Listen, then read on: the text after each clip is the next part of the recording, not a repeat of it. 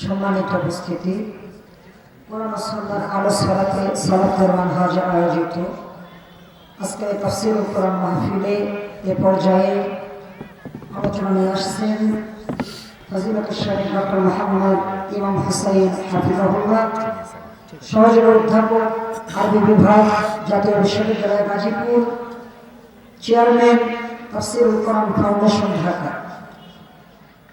আমি আলোচনা রাখার জন্য বিনীতভাবে অনুরোধ জানাচ্ছি শেখ ডক্টর মোহাম্মদ ইমাম হুসাইন হাফিজাহুল্লাহকে। ফালিয়াতাফাদ্দাল মাশকুরান মাজুরা।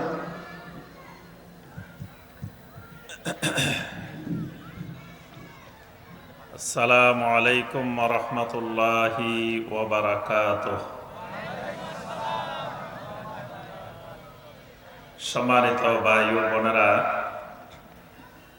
আপনাদেরকে ইতিপূর্বেও আমাদের ভাইয়েরা অনুরোধ করেছেন, যারা সামনের দিকে দাঁড়িয়ে আছেন, এটি কোরআনের মাজলিস, জিকিরের মাজলিস। জিকিরের মাজলিসের আদাব হলো ওইভাবে দাঁড়িয়ে থাকা যাবে না, আপনি জিকিরের মাজলিসে বসে যান। আর যদি শরীরে কোনো ওজর থাকে তাহলে বাড়িতে চলে যান। দুইটার যে কোনো একটা, হয় কোরআনের মাজলিসে বসবেন অথবা শরীরে ওজর থাকলে বাড়িতে গিয়ে আপনি ঘুমাই যাবেন।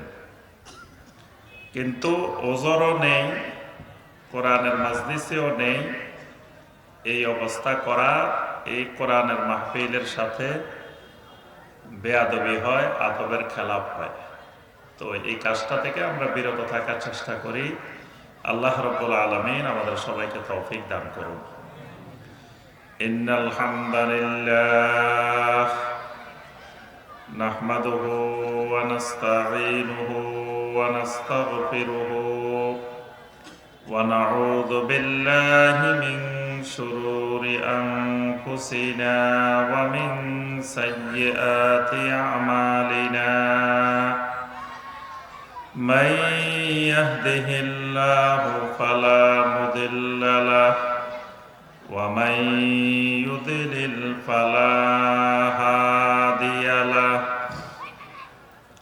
وأشهد أن لا إله إلا الله وحده لا شريك له وأشهد أن محمدا عبده ورسوله.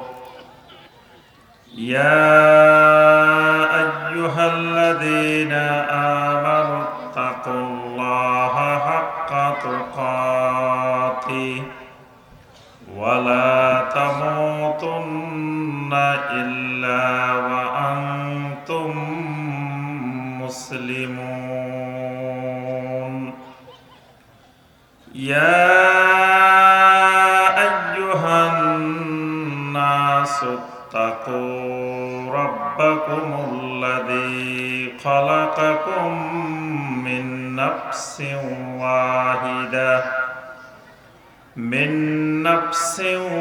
واحدة وخلق منها زوجها وبث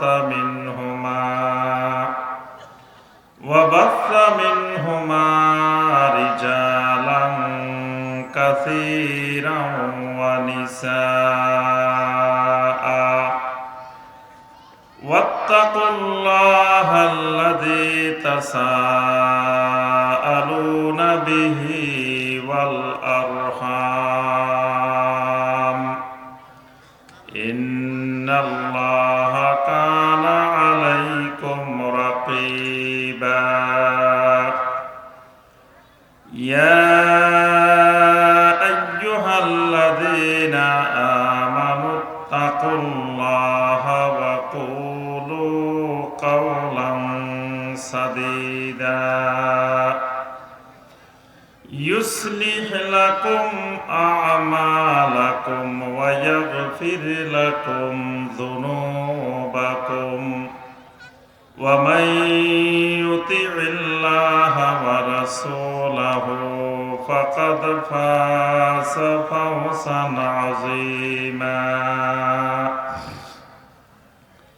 أما أما بعد فإن خير الحديث كتاب الله وخير الهدي هدي محمد صلى الله عليه وسلم وشر الأمور محدثاتها وكل محدثة بدعة وكل بدعة ضلالة وفي رواية وكل ضلالة في النار. اللهم صل على محمد وعلى آل محمد كما صليت على إبراهيم وعلى آل إبراهيم إنك حميد مجيد.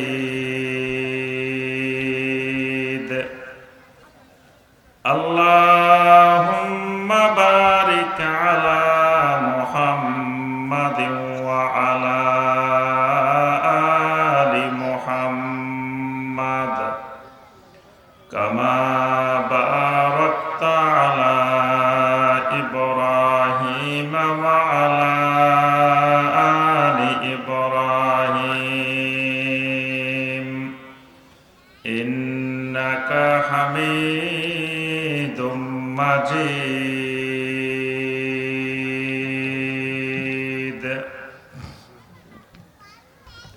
নওগাঁ জেলার মান্দা উপজেলার অন্তর্গত কুলিহার সরকারি প্রাইমারি স্কুল মাঠে আয়োজিত আজকের এই গুরুত্বপূর্ণ বরকতময় ফজিলতময় তাফসীরুল কোরআন মাহফিলের সম্মানিত সভাপতি, আমাদের সকলের প্রিয় দ্বীনী ভাই, অত্র এলাকার কৃতি সন্তান, সম্পাদক এবং প্রকাশক বিটিভি নিউজ জনাব মোহাম্মদ আব্দুল বারী খান হাফেজাহুল্লাহ, বারাকাল্লাহু তাআলা ফি ইলমিহি ওয়া আমালিহি ওয়া হায়াতিহি। সম্মানিত উলামায়ে কেরাম, মুরব্বিয়ানে আযম, আইম্মায়ে মাসাজিদ, আমার অত্যন্ত স্নেহের মহব্বতের যুবক কিশোর শিশু ভাইয়েরা, পর্দার আড়ালের আমার সম্মানিতা মা এবং বোনেরা, আল্লাহ রাব্বুল আলামিনের দরবারে কোটি কোটি শুকরিয়া যে মহান রাব্বুল আলামিন আমাদেরকে এই কুলিহার এলাকায় কোরআন সুন্নাহর আলো ছড়াতে সালাফদের মানহাজে এত সুন্দর একটি তাফসীরুল কোরআন মাহফিল আয়োজন করার, সেই মাহফিলে আমাদেরকে আল্লাহ রাব্বুল আলামিন উপস্থিত হওয়ার, কোরআন সুন্নাহ থেকে সংক্ষিপ্তভাবে কিছু কথাবার্তা বলার এবং শোনার যে মহান রাব্বুল আলামিন সুযোগ করে দিয়েছেন, সে মহান রাব্বুল আলামিনের শুকর আদায় করি। সকলে বলি আলহামদুলিল্লাহ। আর একটু জোরে বলি আলহামদুলিল্লাহ। আজকে তো শীত কম, কি শীত বেশি না কম? তো কম হলে আলহামদুলিল্লাহর আওয়াজ অত ঠান্ডা কেন? যেহেতু আজকে শীত কম, আওয়াজ তো বেশি হওয়ার কথা। আলহামদুলিল্লাহ, আল্লাহ রাব্বুল আলামিন আমাদের ঈমান এবং আমলের উন্নতি দান করুক। সম্মানিত ভাই ও বোনেরা, আমার আগে অনেক বড় বড় উলামায়ে কেরাম বিভিন্ন বিষয়ের উপরে অনেক গুরুত্বপূর্ণ আলোচনা করেছেন। আমার পরেও ইনশাআল্লাহ আমাদের সম্মানিত শায়েখ প্রফেসর ডক্টর আবু বকর মোহাম্মদ জাকারিয়া হাফেজাহুল্লাহ তিনি আলোচনা করবেন। মাঝখানে অল্প কিছু সময় আপনাদের সামনে কোরআন সুন্নাহ থেকে দুই একটি কথাবার্তা বলার চেষ্টা করব ইনশাআল্লাহ। আমাদের আলোচনার আজকের এই ক্লাসের বিষয় হলো ঈমান। আমাদের এই ক্লাসের বিষয় কি? কথা কয় না। ক্লাসের বিষয় কি? মানদার দিকে কথা বলা নিষেধ নাকি? আলহামদুলিল্লাহ, এদিকের ভাইয়েরা অনেক ভালো, এদিকের মুরব্বীরা তো আরো ভালো, আলহামদুলিল্লাহ। আল্লাহ রাব্বুল আলামিন এই এলাকার মুরব্বীদেরকে হায়াতে তয়্যিবা দান করুন। এই এলাকার যুব সমাজের আল্লাহ রাব্বুল আলামিন সকল গুনাহ খাতা মাফ করে দিন।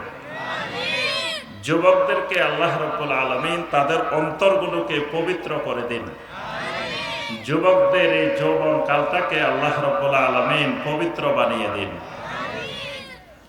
আমার মা বোনদেরকে আল্লাহ রাব্বুল আলামিন দ্বীনের উপরে আল্লাহ রাব্বুল আলামিন চলার পথটাকে সহজ করে দিন। আমাদের এটা জিকিরের মাজলিস, এটার নাম হলো মাজলিসুজ জিকির। আমরা এমনি বাংলাদেশে আমরা নাম দিই তাফসিরুল কোরআন মাহফিল, ওয়াজ মাহফিল, কিন্তু হাদিসের ভাষায় এটা হলো মাজলিসুজ জিকির, জিকিরের মাজলিস। এই মাজলিসে আমরা মনোযোগ দিয়ে আমরা আল্লাহ রাব্বুল আলামিনের কথাগুলো, আল্লাহ রাসূল সাল্লাল্লাহু আলাইহি ওয়াসাল্লামের কথাগুলো আমরা শুনব, কিন্তু জবানে আমাদের জিকির অব্যাহত থাকবে ইনশাআল্লাহ। যখন আল্লাহ রাব্বুল আলামিনের কথাগুলো শুনব তখন আমরা জবান থেকে নিজে নিজে বলবো সুবহানাল্লাহ, আল্লাহু আকবার। যে কথাগুলা আমার রব্বে কারীমের কথা, আমার মালিকের কথা, আমার রাসূল সাল্লাল্লাহু আলাইহি ওয়াসাল্লামের কথা। এই জন্য এই জিকিরগুলো নিজে নিজে করতে হবে। এটা জিকিরের মাজলিস। আমাদের দেশের প্রচলন হইল তো কেউ মুখে দিয়ে কোনো জিকির আজকার বাইর করে না, তো বক্তা কয় বাড়ির যে কইয়েন সুবহানাল্লাহ, তাই আবার সবাই চিৎকার করে কয় সুবহানাল্লাহ। তারপরে বক্তা কয় চিল্লাইয়া কন আল্লাহু আকবার, তো সবাই চিল্লাইয়া কয় আল্লাহু আকবার। এটা সুন্নতের খেলা। এই জিকিরের মাজলিস, এখানে নাম বলা আছে কোরআন সুন্নাহর আলো ছড়াতে সালাফদের মানহাজে। এখানে যা ওয়াজ হবে, ওয়াজও হবে সালাফদের মানহাজে। সালাফদের মানহাজের বাইরে ওয়াজও করা যাবে না। ওই ওয়াজ করার চাইতে চুপ করে বাড়িতে বসে থাকা ভালো, যে ওয়াজ সালাফদের মানহাজে হবে না। এজন্য আপনারা নিজে নিজে জিকির করবেন। তারপরের কথা হইল যে কোনো কিছু জিজ্ঞাসা করা হইলে একটু কথা বলবেন, ঠিক আছে? হয় হ্যাঁ বলবেন, না না বলবেন, জানি বলবেন, জানি না বলবেন, যেটা বলেন, যেটা আপনি বাস্তবে সেটা বলবেন। তারপরের কথা, আমরা এই ক্লাস শেষ হওয়া পর্যন্ত ওজন না থাকলে কেউ উঠা বসা করার চেষ্টা করব না। আপনার পাশে একজন উঠা বসা করলে মনোযোগ বিঘ্ন হয়। এজন্য আমরা উঠা বসা বা কোরআনের মাজলিসের কোনো আদবের খেলাপ হয় এরকম কোনো কাজ আমরা করব না ইনশাআল্লাহ। তাহলে আমরা আমাদের ক্লাস শুরু করি নাকি? আমরা কিন্তু ওয়াজ করব না, করব কি? ক্লাস। মাশাআল্লাহ, স্টুডেন্ট আজকে সব মেধাবী মেধাবী স্টুডেন্ট দেখা যায়। আল্লাহ পাক সকলের মেধাকে আরো বাড়াই দিন। আমাদের আজকের ক্লাসের বিষয় কি? দেখেন স্টুডেন্ট সবার মুখস্থ হয়ে গেছে, আলহামদুলিল্লাহ। কি মেধাবী স্টুডেন্ট, আলহামদুলিল্লাহ। আপনাদের সবার ঈমান আছে কিনা? ওরে পিছনে দিয়ে মনে হয় নাই। কি ঈমান আছে? খালি আছে বললে কি হবে? ঈমান আছে এটা বলার একটা কি আছে? শরঈ পরিভাষা আছে, আহলুস সুন্নাত ওয়াল জামাতের একটা পরিভাষা আছে। কিন্তু দেখেন বাঙালির ঈমানের ক্লাস করে না দেখি, ঈমানের ওই আছে কথাটাও বলতে জানে না। এটা আপনাদের দোষ না, এটা হলো আমাদের সমাজে ঈমানের ক্লাস নাই, এই কারণে এই অবস্থা। যখন আপনাকে কেউ বলবে তোমার ঈমান আছে কিনা, তখন কি বলবেন? আমাদের দেশে যদি কারোর জিজ্ঞেস করে না তোমার ইমান আছে কিনা, আরে বেয়াদব আমার ইমান নাই আবার কি, মানে হে তো প্রচন্ড খেপা। কিন্তু ইমান আছে এটা বলার একটা পরিবেশ আছে, সেটা হলো ইমান আছে ইনশাআল্লাহ। আপনাদের সবার ইমান আছে? ওরে এবার কইছে খালি ইনশাআল্লাহ, খালি ইনশাআল্লাহ না, কারণ চলে গেছে।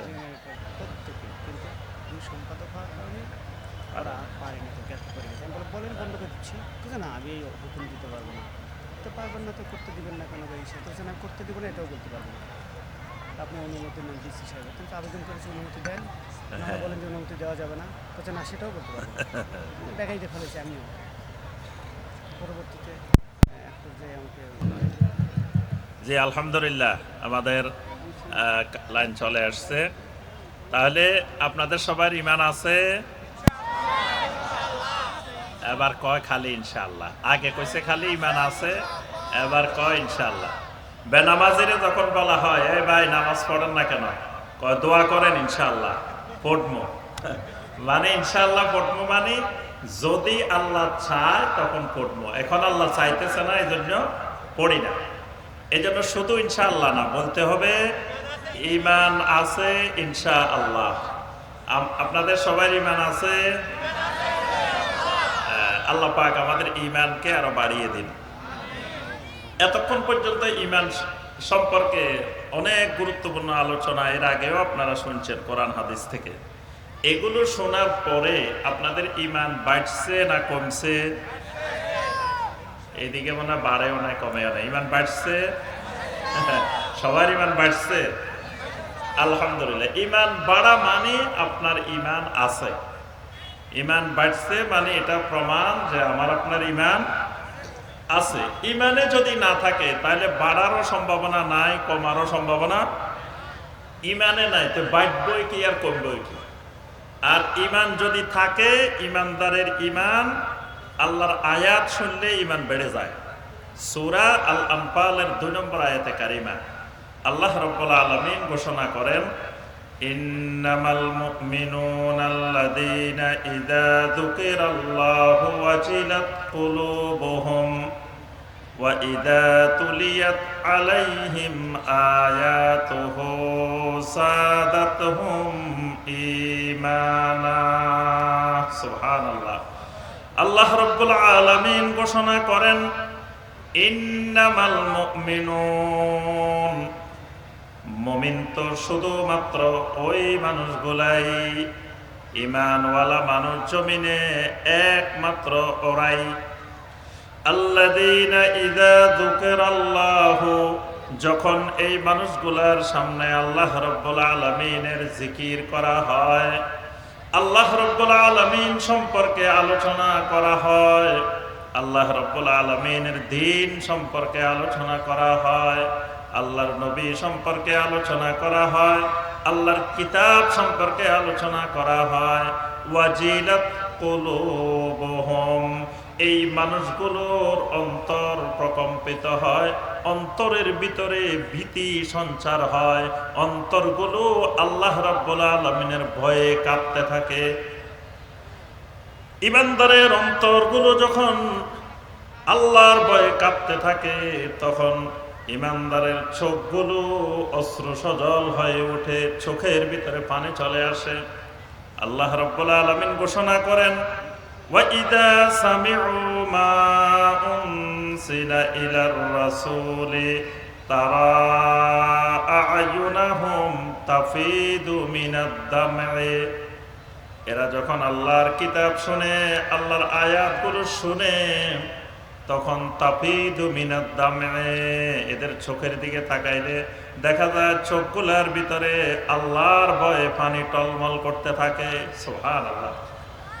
আল্লাহ রাসূল সাল্লাল্লাহু আলাইহি ওয়াসাল্লাম একদিন আব্দুল্লাহ ইবনে মাসউদ রাদিয়াল্লাহু তাআলা আনহুকে বলেন, ও আব্দুল্লাহ ইবনে মাসউদ, তুমি একটু কোরআন তেলাওয়াত করো, আমি নবী তোমার তেলাওয়াত শুনবো। আব্দুল্লাহ ইবনে মাসউদ রাদিয়াল্লাহু তাআলা আনহু বলেন, আ'আকরাউ আলাইকা, ও নবী আমি আপনাকে কোরআন শোনাবো, ওয়াকাদ উনজিলা আলাইকা, অথচ কোরআন তো নাজিল হয়েছে আপনার উপরে, আমি কেমনে আপনাকে কোরআন শোনাই।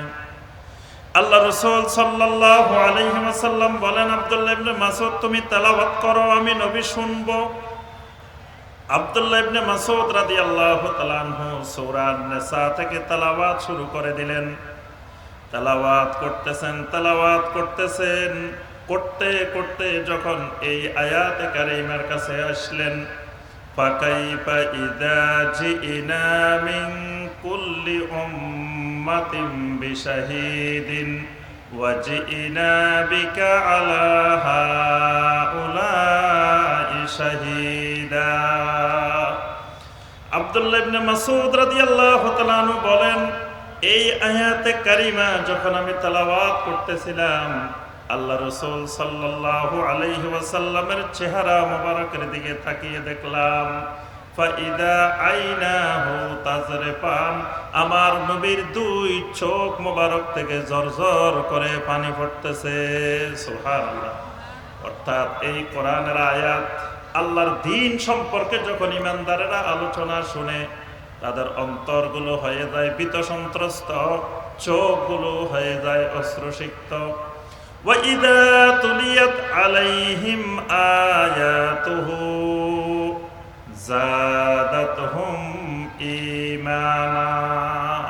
আল্লাহ রাব্বুল আলামিন বলেন, এদের সামনে যখন আমি আল্লাহর আয়াতগুলো তেলাওয়াত করা হয়, আমি আল্লাহর আয়াতগুলো যখন উপস্থাপন করা হয়, যাদাতহুম ঈমানা, আমার আয়াতগুলো এদের ঈমানকে বাড়িয়ে দেয়। সুবহানাল্লাহ।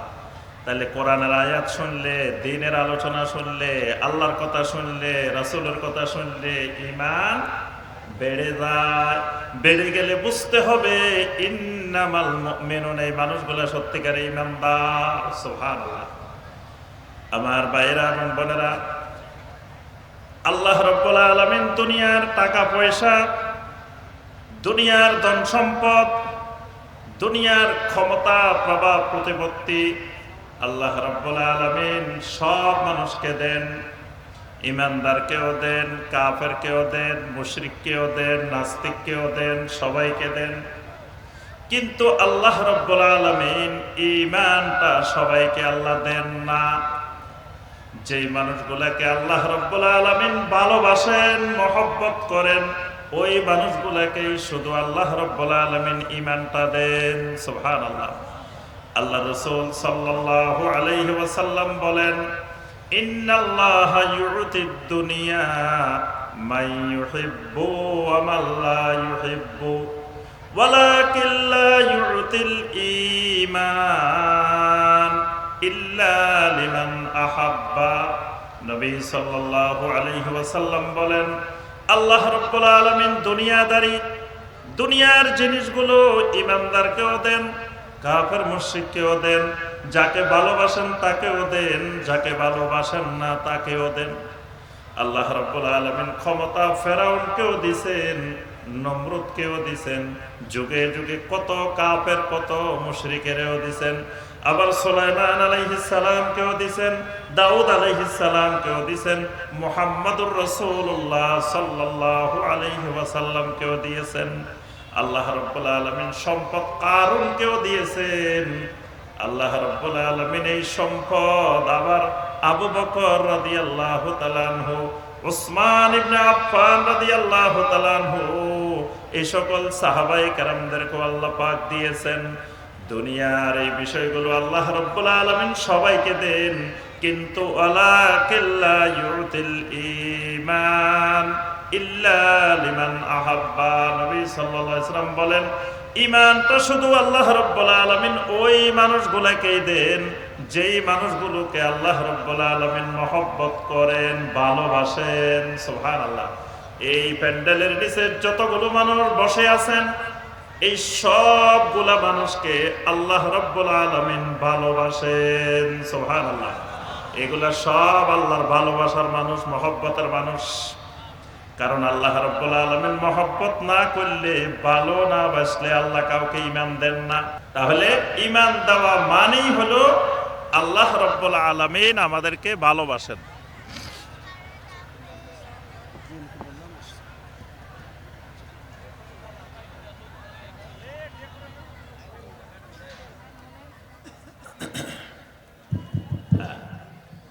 আল্লাহ রাব্বুল আলামিন যদি কাউকে ঈমান দেন, তার অর্থ হলো এই মানুষটাকে আল্লাহ রাব্বুল আলামিন মহব্বত করেন, ভালোবাসেন। আল্লাহ রাব্বুল আলামিন যে মানুষটাকে ঈমান দেন, এই মানুষটাকে আল্লাহ রাব্বুল আলামিন বন্ধু বানিয়ে নেন। সুবহানাল্লাহ। ঈমান যাকে দেন, ঈমানওয়ালা মানুষ জমিনে যতগুলা আছে সবগুলা মানুষ আল্লাহ রাব্বুল আলামিনের ওয়ালি, আল্লাহ রাব্বুল আলামিনের বন্ধু। আচ্ছা, এখানে আল্লাহর ওলি কে কে আছেন দেখি, হাত তোলেন তো। আল্লাহর ওলি কয়জন আছেন? অনেকেই নাই, অনেকে আছেন যে হাত নামান। আল্লাহ রাব্বুল আলামিন সবাইকে আল্লাহর ওলি হওয়ার তৌফিক দান করুন। আল্লাহ রাব্বুল আলামিন যত মানুষকে ঈমান দেন, সবগুলো মানুষকে আল্লাহ রাব্বুল আলামিন ওলি বানাই নেন, বন্ধু বানাই নেন। আল্লাহ রাব্বুল আলামিন কোরআনে কারিমে সূরা আল বাকারার 257 নম্বর আয়াতে কারিমা ঘোষণা করেন, আল্লাহু ওয়ালিয়্যুল্লাযীনা আমানু ইউখরিজুহুম মিনাজ যুলুমাতি ইলান নূর। আল্লাহ রাব্বুল আলামিন বলেন, জমিনে যতগুলা ঈমানওয়ালা মানুষ আছে, যত ঈমানদার আছে জমিনের ভিতরে, সবগুলা ঈমানদার আমি আল্লাহর ওয়ালি, আমি আল্লাহর বন্ধু। তাইলে আপনারা বলছেন আপনাদের সবার ঈমান আছে, যতগুলা মানুষের ঈমান আছে সবগুলা মানুষ আল্লাহর বন্ধু, আল্লাহর ওয়ালি। আল্লাহ কয়, মাহফিলে যতগুলা মানুষ বসে রয়েছে সবগুলা আমি আল্লাহর ওয়ালি। ওলিরা কয়, না না, খবরদার, আমি কিন্তু আল্লাহর ওলি না। আল্লাহ কয় এরা ওলি, আর এরা কয় কি? কয় না না, খবরদার, আমি কিন্তু আল্লাহর ওলি না। দেখেন, আল্লাহ বন্ধু বানাই নিতেছেন, আল্লাহ ওলি বানাইতেছেন। ওলি জানা না যে হে আল্লাহর বন্ধু। হে মনে করছে খালি নওগাঁতে ওই 2-4-5 জন মনে হয় আল্লাহর ওলি আছে, আর বাকিগুলো সব মনে হয় আল্লাহর ওলি না। ওলি সম্পর্কে ভ্রান্ত ধারণা বাদ। কয়েকজন নির্দিষ্ট করে যে এই কয়জনে খালি আল্লাহর ওলি, আর বাকি নওগাঁর মধ্যে কোনো আল্লাহর ওলি নাই। আল্লাহ রাব্বুল আলামিন বলেন, যত ঈমানওয়ালা মানুষ আছে সবগুলো আমি আল্লাহর ওলি।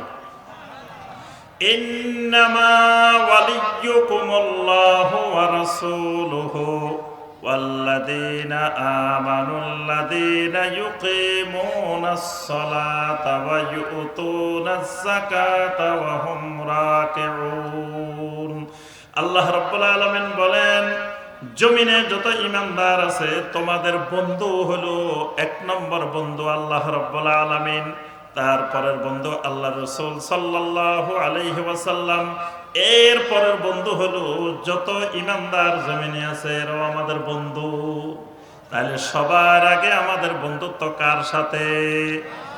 আল্লাহর সাথে। আল্লাহর সাথে যে বন্ধুত্ব, আল্লাহর সাথে যে বেলায়েত, এটা ঈমানদারের আল্লাহর চাইতে কারো সাথে বেশি বন্ধুত্ব হয় না। এই বন্ধুত্ব গঠনের, এই বন্ধুত্ব সম্পাদিত হওয়ার মাধ্যমটাই হলো ঈমান। ঈমান যার কাছে আছে সে আল্লাহ রাব্বুল আলামিনের বন্ধু হয়, ওয়ালি হয়। ঈমান যেই মানুষটার কাছে আছে, এই মানুষটা জমিনের মধ্যে সেরা মানুষ, এই মানুষটার চাইতে দামি মানুষ, সম্মানিত মানুষ, ইজ্জতওয়ালা মানুষ জমিনের ভিতরে আর কেউ নাই। কারণ ঈমান এমন এক জিনিস, যে মানুষটাকে আল্লাহ ঈমান দেন ওই মানুষটাকে সৃষ্টির মধ্যে আল্লাহ সেরা বানাই নেন। সুবহানাল্লাহ। কোরআনে কারিমে সূরা আল বাইয়িনা আয়াত নম্বর 7 আল্লাহ রাব্বুল আলামিন ঘোষণা করেন, ইন্নাল্লাযীনা আমানু ওয়া আমিলুস সালিহাতি উলাইকা হুম খায়রুল বারিয়া। আল্লাহ রাব্বুল আলামিন বলেন, যেই মানুষগুলোর কাছে ঈমান আছে, যেই মানুষগুলো আমলে সালেহ করে, এই মানুষগুলা হলো উলাইকা হুম খায়রুল বারিয়া, এই মানুষগুলা সৃষ্টির মধ্যে সব চাইতে সেরা মানুষ। সুবহানাল্লাহ। যেই মানুষগুলাকে আল্লাহ রাব্বুল আলামিন ঈমান দেন, এই মানুষগুলাকে আল্লাহ রাব্বুল আলামিন জান্নাত দিবেন। কি দিবেন? জান্নাত দিবেন। ঈমান আছে, জান্নাত আছে। ঈমান নাই ওই মানুষটার জান্নাত নাই। ঈমান আছে, জান্নাত আছে, ঈমান নাই। তাইলে ঈমানের বিনিময়ে আল্লাহ রাব্বুল আলামিন কি দিবেন? জান্নাত দিবেন। যেই জান্নাত আল্লাহ রাব্বুল আলামিন আমাদেরকে দিবেন, এই জান্নাতের ইটগুলো লাবিনাতু যাহাবিন লাবিনাতু ফিদ্দাতিন। এই জান্নাতের ইটগুলা হলো এক একটা ইট স্বর্ণের, এক একটা ইট হলো রৌপ্যের। সুবহানাল্লাহ। এই জান্নাতটা স্বর্ণ দিয়ে বানানো, জান্নাতটা রূপা দিয়ে বানানো, মাটির ইট দিয়ে বানানো হয় নাই, এরকম বিল্ডিং না। জান্নাতের ইটগুলা কিসের? স্বর্ণের এবং রৌপ্যের। জান্নাতের গাঁথুনি হলো ওয়া মিলাতুহা আল মিসকু। ওই জান্নাতের গাঁথুনিটা হলো মেশকে আম্বরের। জান্নাতের এমন সুগন্ধি, এমন ঘ্রাণ, 1 মাসের দূরত্ব যত দূর, তত দূর থেকেও জান্নাতের ঘ্রাণ, জান্নাতের সুগন্ধি শোনা যায়। সুবহানাল্লাহ। আল্লাহর রাসূল সাল্লাল্লাহু আলাইহি ওয়াসাল্লাম বলেন, নিসাউন কাসিয়াতুন আরিয়াতুন। আমার উম্মতের মধ্যে এমন একটা সময় আসবে, আমার উম্মতের নারীরা ঘরে থাকবে না। তারা বলবো থাকবো না, কো বদ্ধ করে দেখবো এবার জগৎটাকে। কি নারীরা ঘরে থাকতে চাইবে না। আল্লাহ রাব্বুল আলামিন বলছেন, ওয়াকারনা ফি বুয়ুতিকুন্না ওয়ালা তাবাররাজনা তাবাররুজাল জাহিলিয়াতিল উলা। ও ঈমানদার নারীরা, বেশি বেশি করে ঘরে থাকো, বেশি বেশি করে ঘরে অবস্থান করো। যদি বাহিরে বের হওয়ার দরকারও হয় তো জাহিলিয়াতের নারীদের মতো বাহিরে বের হইও না। কিন্তু নবী সাল্লাল্লাহু আলাইহি ওয়াসাল্লাম বলেন, এমন এক সময় আসবে আমার উম্মতের মধ্যে নারীরা ঘরে থাকবে না, বাহিরে এমন ভাবে বের হবে, নিসাউন কাসিয়াত, এমন পোশাক পরে পরে বের হবে, আরিয়াত, পোশাক পরার পরেও এরা উলঙ্গ থাকবে। এমন পোশাক পরছে, টাইট ফিট পোশাক, সব বোঝা যাইতেছে। এমন পোশাক পরছে, পাতলা পোশাক, এমন পোশাক পরছে, আকর্ষণীয় পোশাক। নবী সাল্লাল্লাহু আলাইহি ওয়াসাল্লাম বলেন, মুমিলাতুন মাইলাতুন, এরা এমন ভাবে রাস্তা চলাফেরা করবে যেন পুরুষেরা তাদেরকে দেখে দেখে আকর্ষিত হয়, এরকম অবস্থা করে রাস্তায় ঘোরাফেরা করবে। রুউসুহুন্না কাআসনিমাতিল বুখতিল মাইলা, এরা মাথার উপরে চুলগুলোকে এমন ভাবে উঁচু করে রাখবে, সামনের দিকে এমন ভাবে উঁচু করে রাখবে যেন মনে হবে উটের কুজের মতো। উটের পিঠে যেরকম কুজ থাকে, এরকম উটের কুজের মতো বের করে রাখবে। নবী সাল্লাল্লাহু আলাইহি ওয়াসাল্লাম বলেন, লা ইয়াদখুলনাল জান্নাহ, এই নারীগুলো, আমার উম্মতের এই নারীগুলো জান্নাতে কোনোদিন যাবে না। জান্নাতে তো যাবে না, যাবে না। ওয়ালা ইয়াজিদনা রিহাহা, এই নারীগুলো জান্নাতের ঘ্রাণও পাবে না, জান্নাতের সুগন্ধিও পাবে না।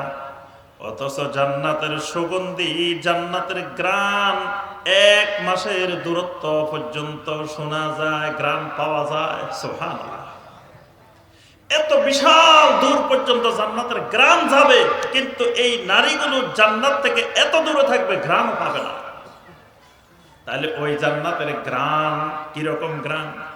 ওই জান্নাতের ভিতরে সব আছে, একটা জিনিস নাই। কোন জিনিস নাই বলেন তো দেখি? জান্নাতে কি নাই?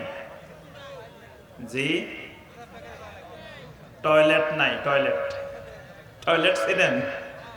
টয়লেট নাই জান্নাতে, সব আছে, টয়লেট নেই।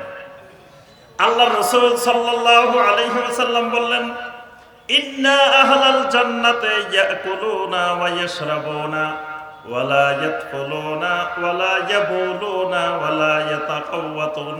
নবী সাল্লাল্লাহু আলাইহি ওয়াসাল্লাম বলেন, আমার উম্মতরা জান্নাতের ভিতরে বিশাল আকারে যা মনে চায় তা খাইবে, যা মনে চায় তা পান করবে।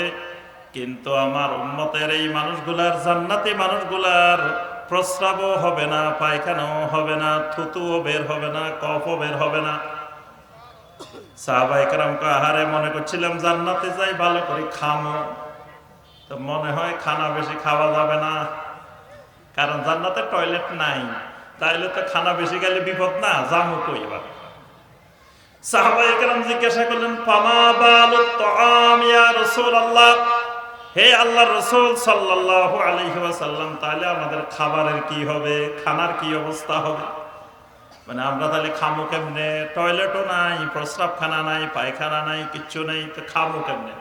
আল্লাহ রাসূল সাল্লাল্লাহু আলাইহি ওয়াসাল্লাম বলেন, জান্নাত এমন এক জিনিস, ওয়ালাকুম ফিহা মা তাশতাহি আনফুসুকুম ওয়ালাকুম ফিহা মা তাদউন।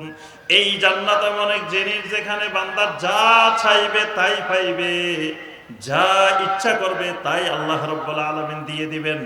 এখন খাইতেও যা চাইবে কষ্ট করে উঠে নিয়ে আসা লাগবে না, এখানে হেলান দিয়ে যখন বসবে খাইতে চাইবে খাবারটা তার সামনে চলে আসবে। সুবহানাল্লাহ। যত ইচ্ছা তত জান্নাতি খাইবে আর খাইবে, পান করবে আর পান করবে। তাজরি মিন তাহতিহাল আনহার, চারিদিকে শুধু নহর প্রবাহিত, কত দুধের নহর, কত মধুর নহর, কত মিষ্টি পানির নহর, চারিদিকে শুধু নহর আর নহর, নহর আর নহর। কোরআনে যত জায়গায় আল্লাহ রাব্বুল আলামিন জান্নাতের কথা বলছেন, প্রত্যেকটা জায়গায় একটা কথা বলছেন, তাজরি মিন তাহতিহাল আনহার। ওই জান্নাতের ভিতরে খালি নহর আর নহর, নহর আর নহর। এই নহর থেকে যা ইচ্ছা খাইবে, পান করবে। শুধুমাত্র একটা ডেকুর দিবে, ডেকুর দেওয়ার সাথে সাথে যা খাইছে পেট খালি হয়ে যাবে। সুবহানাল্লাহ। এখন একটা মানুষের দৈর্ঘ্য হলো 3 হাত, 3 হাত, 3.5 হাত, 4 হাত। জান্নাতি একটা মানুষ হবে কত বড়? 60 হাত। এবার 60 হাত মানুষের পেটটা কত বড়? কি 3 হাত মানুষের পেট যদি এতটুকু হয়, তো 60 হাত মানুষের পেট বড় হবে না? বিশাল পেট। 60 হাত মানুষ যখন 60 হাত, পেটও তো এরকম বড়। এই বিশাল পেটে জান্নাতের ভিতরে খাবে, ইচ্ছা মতো খাবে, পান করবে। আল্লাহ রাব্বুল আলামিন কোন টয়লেটের ব্যবস্থা রাখেন নাই, খালি ডেকুর দিবে, শুধু ঘাম বাহির হবে। ওই ঘামগুলো হবে মেশকের গ্রাম, ঘামের মধ্যে কোনো দুর্গন্ধ নাই, মেশকের গ্রাম। যা খাইবে তা আল্লাহ রাব্বুল আলামিন মুহূর্তের মধ্যে হজম করাই দিবেন। এরকম মহা নিয়ামতের জান্নাত, যেই জান্নাতকে আল্লাহ রাব্বুল আলামিন বলেন, আ'দাততু লিইবাদিয়াস সালিহিন মা লা আইনুন রাআত, আমি আমার সালেহীন বান্দা বান্দীদের জন্য এমন এক জান্নাত বানিয়ে রেখেছি, মা লা আইনুন রাআত, যেই জান্নাত কোন চোখ জীবনে কোনোদিন দেখে নাই। কোনোদিন কোন চোখ দুনিয়ার মধ্যে কোনোদিন এরকম কোন জিনিস দেখে নাই। ওয়ালা উযুনুন সামিআত, কোন কান জীবনে এগুলো শুনে নাই।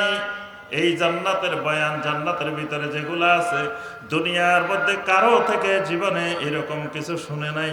ওয়ালা খাতারা আলা কালবে বাশার, এমন এমন নাজ নিয়ামতের ব্যবস্থা যেগুলো বান্দা কোনোদিন তার অন্তরে কল্পনাও করতে পারে নাই। সুবহানাল্লাহ। এইরকম জান্নাত আল্লাহ কাদেরকে দিবেন?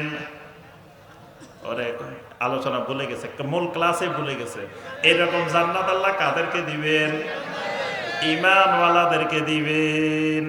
ঈমান আছে এরকম জান্নাত আছে, ঈমান নাই ওই মানুষগুলার জন্য আল্লাহর এই জান্নাত নাই। ঈমান যে মানুষগুলোকে আল্লাহ রাব্বুল আলামিন দেন, এই মানুষগুলাকে আল্লাহ রাব্বুল আলামিন সব কিছুর মধ্যে বরকত দিয়ে দেন। সুবহানাল্লাহ। ঈমান আছে, ঈমানওয়ালা মানুষের সব কিছুর মধ্যে আল্লাহ বারাকা দেন। ঈমানওয়ালার কাছে ঈমানের মতো যে সম্পদ আছে, এই সম্পদ যদি এক পাল্লা রাখা হয়, সারা দুনিয়া এবং দুনিয়ার মধ্যে যা কিছু আছে সব কিছু যদি এক পাল্লা রাখা হয়, তাহলেও ঈমানের দাম বেশি। সুবহানাল্লাহ। আমাকে আপনাকে যদি বলা হয়, বাইরে তোমার দুনিয়ার সব দিয়ে দিব, তুমি শুধু আমাকে ঈমানটা দিয়ে দাও, আমি আপনি দুনিয়ার সব দিলেও কোনোদিন ঈমান দিতে রাজি হব না। আমরা জানি ওই সাহাবায়ে কেরামের ঘটনা।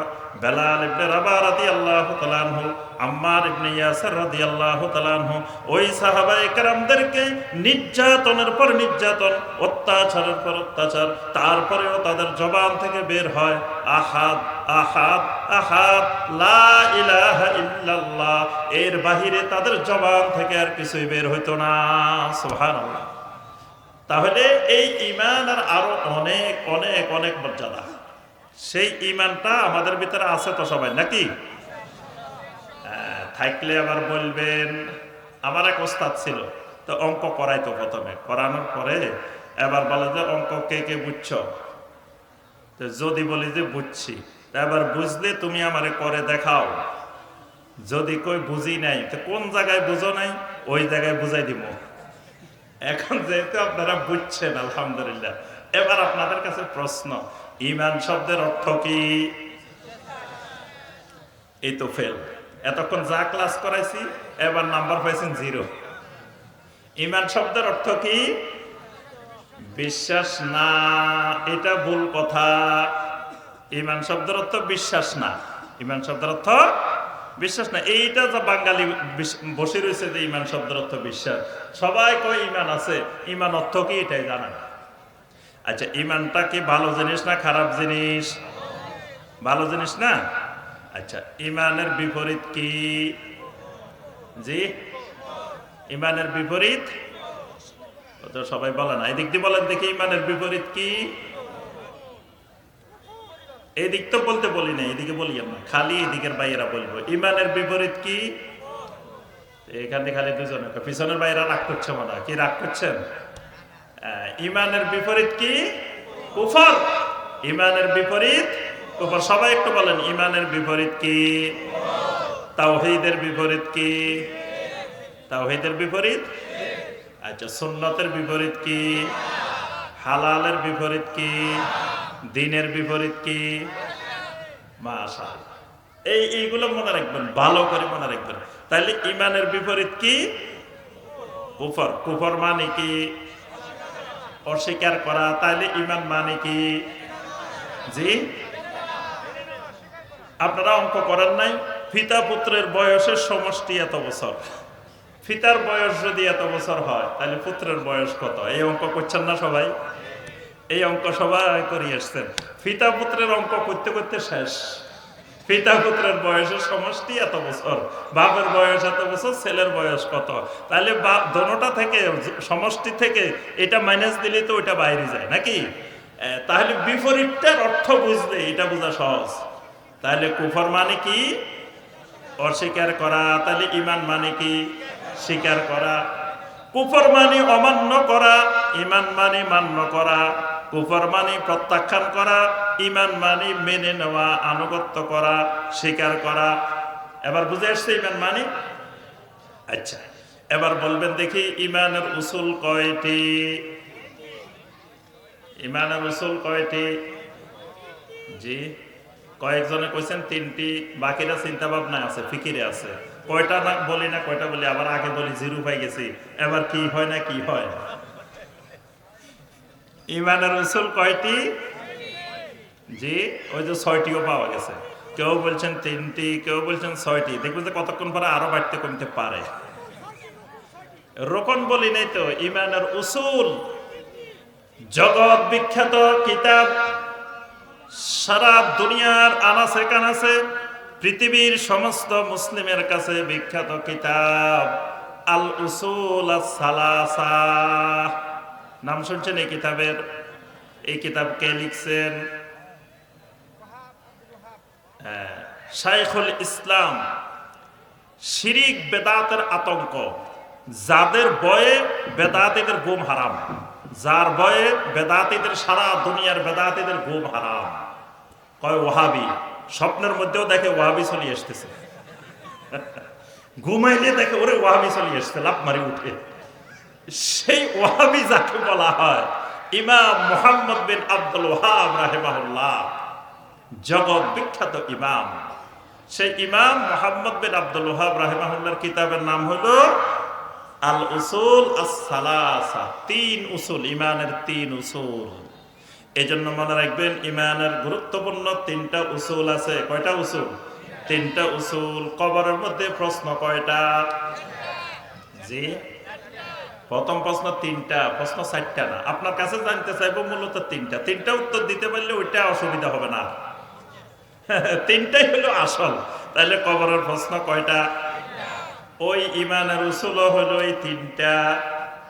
এই কবরের প্রশ্ন যে তিনটা ইমানের উসুল এই তিনটা। 1 নম্বর উসুল মার রব্বুকা, কবরে জিজ্ঞাসা করবে তোমার রবকে।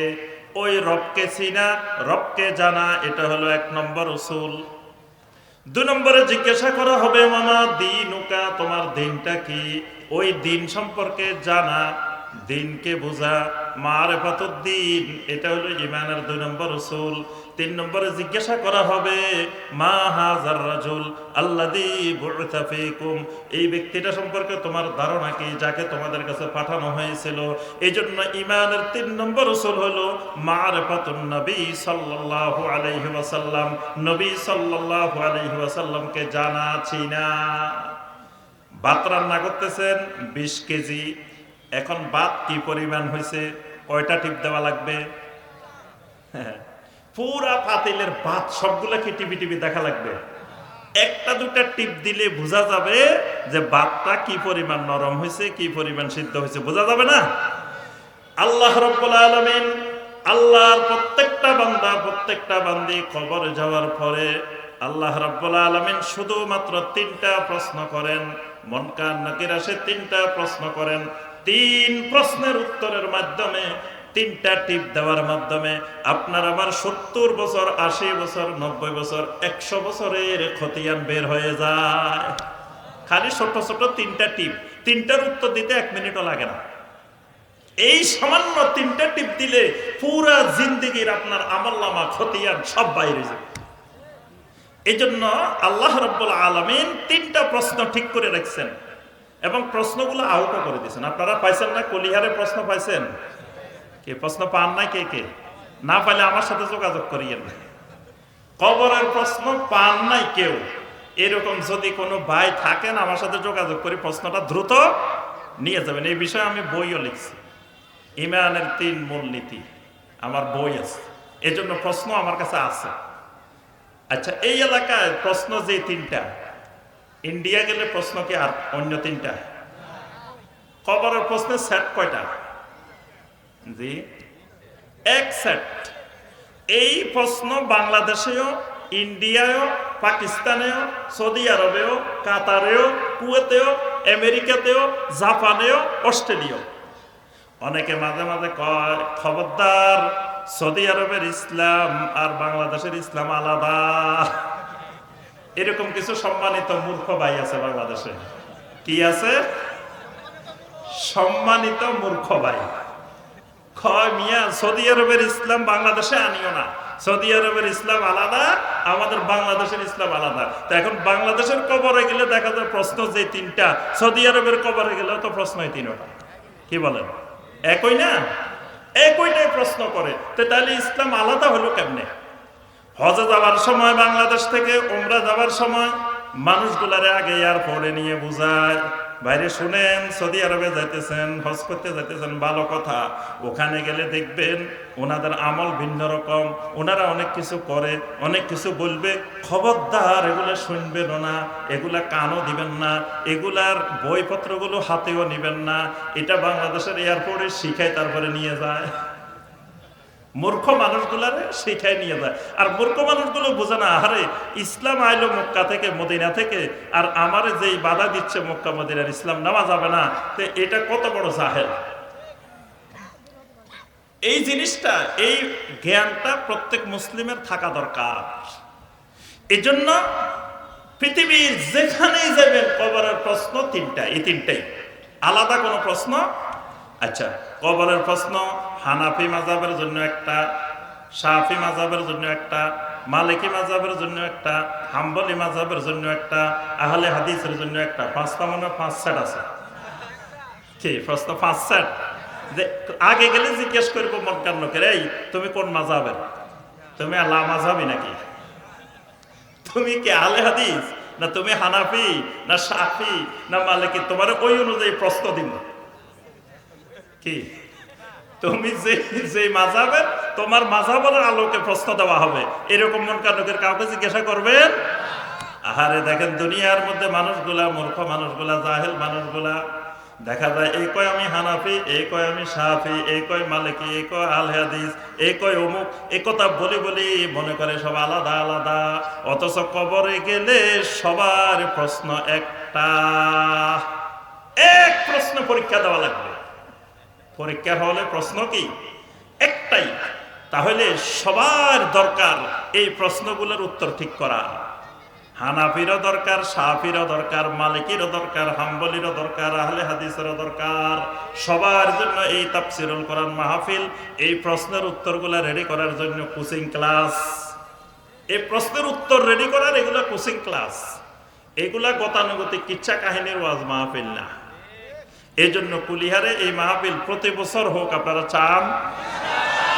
আল্লাহ পাক এই মাহফিলকে কিয়ামত পর্যন্ত কবুল ও মঞ্জুর করে দিন। আমার ভাইরা এবং বোনেরা, ইমানের উসুল তাহলে কয়টা? এটা মনে রাখবেন। এবার আসেন, ইমানের উপাদান কয়টা? উপাদান বুঝেন? উপাদান, আচ্ছা, তরকারি রাঁধতে গেছেন, তরকারি রান্না করতে গেলে এবার দিছেন গোশত, দিছেন আলু, দিছেন এবার লবণ দিতে হবে, তারপর মরিচ দিতে হবে, বিভিন্ন জিনিস দিতে হবে না? এইগুলোকে বলা হয় উপাদান। এখন ইমানের উপাদান কয়টা? 7টা, 6টা। রোকন বলি নাই, কিন্তু এখনো রোকনে যাই নেই। আবার রোকন ভুল করিয়েন না, রোকনে এখনো যাই নেই। এখন বলছি ইমানের উপাদান। জি, এক ভাই বলছেন 3টা, বাকিরা বলছেন 6টা। অন্যরা কয় যেটা হোক একটা না একটা তো হইব। চুপ করে দিয়েছে। ইমানের জ্ঞান অর্জন করা সবার আগে ফরজ। একটু আগে আমাদের শায়েখ আলোচনা করছেন, আমি শুনছি, সূরা মুহাম্মাদের 19 নম্বর আয়াত। আল্লাহ রাব্বুল আলামিন বলছেন, ফাআলাম আন্নাহু লা ইলাহা ইল্লাল্লাহ। ফাআলাম, এলেম শিখো, এলেম শিখো। কিসের এলেম? আন্নাহু লা ইলাহা ইল্লাল্লাহ, লা ইলাহা ইল্লাল্লাহর এলেম, তাওহীদের এলেম। তাওহীদের এলেম শিখা, ইমানের এলেম শিখা সবার আগে ফরজ। এসএসসি পাস করা ফরজ না, এইচএসসি পাস করা ফরজ না, ডিগ্রি পাস করা ফরজ না, ডক্টরেট করা ফরজ না, কিন্তু ইমানের এলেম শিক্ষা এটা সবার উপরে ফরজে আইন। সম্মানিত ভাইরা, আপনারা একটু যাদের সামনে ফাঁকা জায়গা আছে একটু সামনের দিকে চলে আসেন। অনেক ভাই দাঁড়ানো আছে, আমরা ওনাদেরকে একটু বসার সুযোগ করে দিই। সবাই এই মাহফিলের, এই মজলিসের ফজিলতটা নিয়ে যাক। এই মজলিসে বসা বিশাল সৌভাগ্যের ব্যাপার। ইনশাল্লাহ আমার পরে যে আলেম আসবেন, আপনারা যারা চিনেন তো চিনেন, যারা চিনেন না তারা জেনে রাখবেন, এরকম আলেম আপনারা সহজে চেহারাও দেখেন না। এরকম আলেম ইনশাল্লাহ আপনাদের সামনে কিছুক্ষণ পরে আসবেন। এই বিশাল ফজিলত, এই সৌভাগ্য কেউ হারা হবেন না। সবাই ইনশাল্লাহ শায়েখের মজলিসে বসবেন এবং গুরুত্বপূর্ণ আলোচনাগুলো বোঝার চেষ্টা করবেন ইনশাল্লাহ। আল্লাহ পাক আমাদেরকে তৌফিক দান করুন। তাহলে ইমানের উপাদান কয়টা? 3টা। ইমানের উপাদান কয়টা? 3টা। 1 নম্বরে ইমান আনতে হয় জবান দিয়ে, মুখ দিয়ে। আল ইকরারু বিল লিসান, এটা হলো 1 নম্বর উপাদান। ইমানটা শুরু হয় কোন দিক দিয়ে? জবান থেকে। আপনার কাছে কোনো এক লোক আসছে, আসে কয় ভাই আমারে মুসলিম বানাই দেন, আমি মুসলমান হবো। তো কি করবেন? কবেন যে চলেন নওগাঁ হসপিটালে চলেন, খতনা করে নিয়ে আসি। কি এটা বলবেন? তো কি বলবেন? তারে কি করবেন? কালেমা পড়াবেন। কি পড়াবেন? কালেমা পড়াবেন। তা কালেমা কোন জায়গা দিয়ে পড়তে হয়? জবানে পড়তে হয়। এই জন্য ইমানটা শুরু হয় জবান থেকে। কালেমা কয়টা পড়াবেন? আচ্ছা বলেন তো দেখি, আপনাদের এই নওগাঁর মান্দায় কুলিহারে কালেমা কয়টা? একটাই? আপনারা দেখি আরো কালেমা কমাই ফেলছেন। এই তো 5টা। মুরব্বী কমায় নাই, মুরব্বী বাড়াইছে। কালেমা কয়টা? 5টা। আর আর কারো মত আছে কম বেশি যে 5 কালেমা 5 ফরজ নাকি? ঠিক আছে। আচ্ছা কালেমাগুলোর নাম বলতে পারবেন 5টা? জি, ওরে পারমো কয় না, পারমো নাও কয় না। কালেমা 5টার নাম বলতে পারবেন? আচ্ছা 1 নম্বরে কালেমায়ে তয়্যিবা, আমি বলে দিই। 1 নম্বরে কালেমায়ে তয়্যিবা, 2 নম্বরে কালেমায়ে শাহাদাত, 3 নম্বরে কালেমায়ে তাওহীদ, 4 নম্বরে কালেমায়ে তামজিদ। কয়টা হয়েছে? আচ্ছা আপনারা বলছেন 5টা। 5 নম্বরে ইমানে মজমাল, কয়টা হয়েছে? 6 নম্বরে ইমানে মুফাসসাল। কয়টা হয়েছে? 5টা আপনি বলবেন, একটা বাড়ি গেছে না? তাহলে কালেমা কয়টা? জি, এই তো দেখলেন, এক ধাক্কায় 5 থেকে 6 চলে গেছে। এবার মালাকুল মাউত যখন আসি, মৃত্যুর ধাক্কা কম্পন দিবে, কোন দেশে যে চলে যাব তার কোনো ঠিক নাই। ইমানদার কখনো ধাক্কায় পরিবর্তন হবে না, অটল থাকবে। এটারে বলে সাবেত, এটারে বলে সাবেত। সূরা ইব্রাহিমের 27 নম্বর আয়াত আল্লাহ রাব্বুল আলামিন বলেন, ইউসাব্বিতুল্লাহুল্লাযীনা আমানু বিল কাউলি সাবিত ফিল হায়াতিদ দুনিয়া ওয়া ফিল আখিরাহ।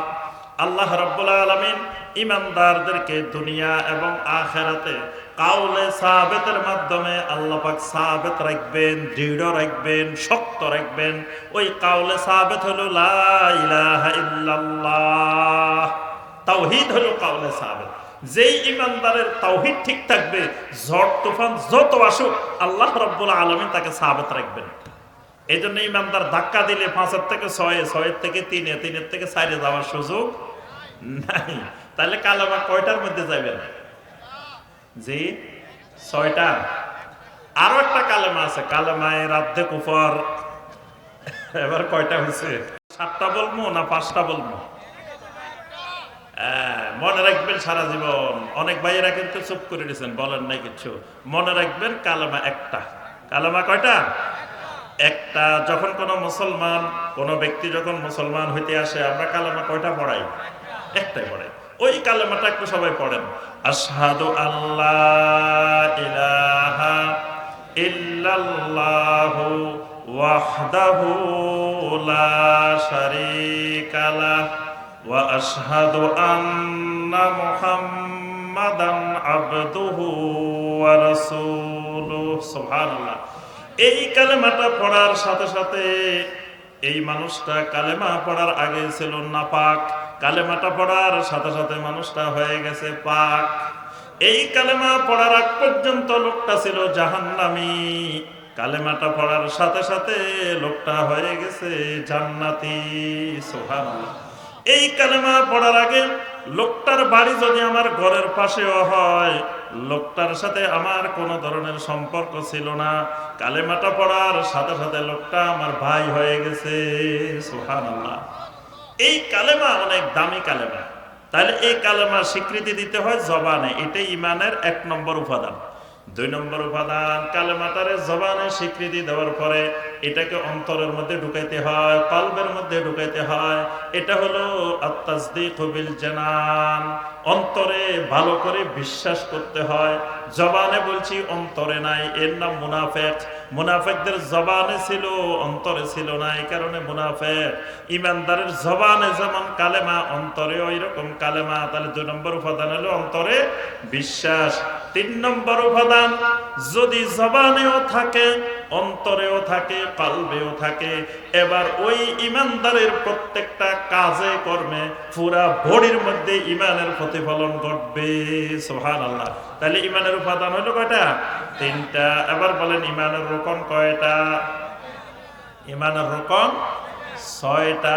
1 নম্বরে আল্লাহ রাব্বুল আলামিনের উপরে যথাযথ ঈমান। 2 নম্বরে আল্লাহর ফেরেশতাদের উপরে ঈমান। 3 নম্বরে আল্লাহর আসমানি কিতাবগুলোর উপরে ঈমান। 4 নম্বরে আল্লাহর রাসূলদের উপরে ঈমান। 5 নম্বরে আখিরাতের উপরে ঈমান। 6 নম্বরে তাকদীরের উপরে ঈমান। এই 6টা হলো ঈমানের কি? রকম। এগুলো হলো খালি আপনাদেরকে পড়া দিতেছি, 1 বছরের পড়া। আগামী বছর আল্লাহ পাক বাঁচায় রাখলে আসলে পড়া নেওয়া হবে ইনশাআল্লাহ। ঠিক আছে? ঈমানের উসুল দিলাম কয়টা? 3টা। উপাদান কয়টা? 3টা। রকম কয়টা? আচ্ছা, এবার আসেন, ঈমান তো আছে আলহামদুলিল্লাহ, এই ঈমান ভাঙ্গে কিনা? ঈমান ভাঙ্গে? আচ্ছা, কোনোদিন শুনছেন নওগাঁ জেলার অমুকের ঈমান ভাঙ্গি গেছে? এই কথা কোনোদিন শুনছেন? হ্যাঁ, পুরা বাংলাদেশে কোনোদিন শোনা গেছে ঈমান ভাঙছে? শুনছেন? ওযু ভাঙছে দেখা যায়, নামাজ পড়তেছে, লোকটা হঠাৎ করে বাইরে হয়ে গেছে, কিরে ভাই চলে গেলেন কেন? ভাই ওযু নষ্ট হয়ে গেছে। তাহলে ওযু ভাঙ্গে। নামাজ ভাঙ্গে। ইমাম সাহেব নামাজ দৌড়ায় পড়ে, কি হয়েছে? নামাজ নষ্ট হয়ে গেছে। তাহলে নামাজও ভাঙ্গে বাংলাদেশে, ওযুও ভাঙ্গে, তারপরে আপনার রোজাও ভাঙ্গে, তারপরে অনেক ইবাদত অনেক আমল ভাঙ্গে, কিন্তু বাংলাদেশে কোনোদিন ঈমান ভাঙছে এই কথা শোনা যায় না।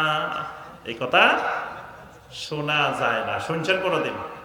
আমি এ পর্যন্ত শুনি নাই কোনোদিন কোন জায়গায় কারো ঈমান ভাঙছে। কেন ভাঙ্গে না? ওই ঈমান যে ভাঙ্গে এটা তো বাঙালি জানে না। বাঙালি মনে করে ঈমান যাতে একবার আসছে এটা আর কোনোদিন ভাঙ্গার সম্ভাবনা। আমি একটা গল্প বলি, অনেক জায়গায় বলি এই গল্পটা। আমি গত বছর ইন্ডিয়া গেছি। তাই এক শায়েখ, মুর্শিদাবাদের একজন শায়েখ, আপনারা সবাই ওই শায়েখের ছিলেন। তো শায়েখে আমাকে একটা গল্প শুনেছে, মুর্শিদাবাদের গল্প, ওনার এলাকার গল্প, বাস্তব ঘটনা। তো শায়েখ বলতেছেন যে ওনার এলাকার এক মুরব্বী তো ইমাম সাহেবকে এসে বলতেছে, ইমাম সাহেব আমি এক ওযু দিয়ে আসরের নামাজও পড়ি, মাগরিবের নামাজও পড়ি, এশার নামাজও পড়ি, 3 ওয়াক্ত এক ওযু দিয়ে পড়ি প্রতিদিন, শীতের দিন আর দ্বিতীয়বার ওযু করি না। তো এখন ইমাম সাহেব চিন্তা করে, কিরে মুরব্বী মানুষ কেমনে ওযু ধরে রাখে এতক্ষণ পর্যন্ত, আসরও পড়ে, মাগরিবও পড়ে, এশাও পড়ে এক ওযু দিয়ে, আরো একদিন 2 দিন না, প্রতিদিন, কোনোদিন মুরব্বীর ওযু যায় না। তো ছাত্র একটারে বলতেছে, এই মুরব্বী মাঝখানে কিছু করেনি, একটু খেয়াল রাখিস তো। এখন একদিন দেখে মাগরিবের নামাজের একদিন মুরব্বী বাথরুমে গেছে। এখন বাথরুম থেকে মুরব্বী আসছে, আসি আর মুরব্বী ওযু করে নাই। ওযু না করে মুরব্বী মাগরিবের নামাজে দাঁড়াই গেছে। দাঁড়ানোর পরে এবার ইমাম সাহেবের আসে, ছাত্র বলে দিছে, হুজুর ও কিন্তু বাথরুমে গেছে মুরব্বী, কিন্তু ওযু করে নাই। এখন ইমাম সাহেব, মুরব্বী আপনি বাথরুমে গেলেন, ওযু না করে নামাজে দাঁড়াই গেলেন, এটা কি কাজ করলেন? এখন মুরব্বী উঠি কয়, ইমাম সাহেব আপনি কি আমার পাগল মনে করছেন? মনে করছেন আমি কিছু জানি না? আমি বাথরুমে গেছি ঠিক কথা, কিন্তু আমি হাঁটুর উপরে কাপড় তুলি নাই। আমি টয়লেটও করছি ঠিক কথা, কিন্তু হাঁটুর উপরে আমার কাপড় উঠে নাই। মানে মুরব্বী বুঝছে হাঁটুর উপরে কাপড় উঠলে ওযু ভাঙ্গে, এখন বাথরুম করলে ওযু ভাঙ্গে না। মুরব্বী প্রতিদিন বাথরুম করে, কিন্তু হাঁটুর উপরে কাপড় তোলে না, এই জন্য মুরব্বীর ওযু ভাঙ্গে না। এখন দেখেন এই মুরব্বীর কি অবস্থা। এবার কতদিন ধরে এরকম নামাজ পড়ছে, কতদিন ধরে এই অবস্থা হয়েছে। এখন যদি কেউ না জানে ঈমান কেমনে ভাঙ্গে, তাইলে তো তার ঈমান কোনোদিন ভাঙ্গার সম্ভাবনা। বাংলাদেশের দেখবেন অনেক জায়গার মুসল্লি আছে, আপনাদের এদিকে নাই। সেটা হলো এই শুক্রবারে একবার ওযু করে, আর এক শুক্রবার পর্যন্ত ওযু ভাঙ্গে না। 1 সপ্তাহ তার আর ওযু করা লাগে না। এরকম মানুষ দেখছেন? এই শুক্রবারে একবার করে, মাঝখানে পুরা সপ্তাহ আর ওযু নাই, আবার আরেক শুক্রবার আসলে আরেকবার ওযু করে, তাহলে মাঝখানে মনে হয় তার আর ওযু ভাঙ্গে নাই। এক ওযুতে 1 সপ্তাহ পার হয়ে গেছে। তাহলে ঈমান ভাঙ্গে না কেন? ঈমান ভঙ্গের কারণ জানে না, ঈমান যে ভাঙ্গে এটা জানে না। তাহলে ঈমানও কি হয়? ভেঙ্গে যায়। ওযু যেমন ভাঙ্গে, নামাজ যেমন ভাঙ্গে, রোজা যেমন ভাঙ্গে, ঈমানও এরকম ভেঙ্গে যায়। ঈমান ভঙ্গেরও অনেকগুলা কারণ আছে, যেই কারণগুলোতে ঈমান নষ্ট হয়ে যায়। ঈমান যদি ভেঙ্গে যায়, ঈমান যদি নষ্ট হয়ে যায়, এই মানুষটার দুনিয়াতেও দুর্ভোগ, আখিরাতেও দুর্ভোগ।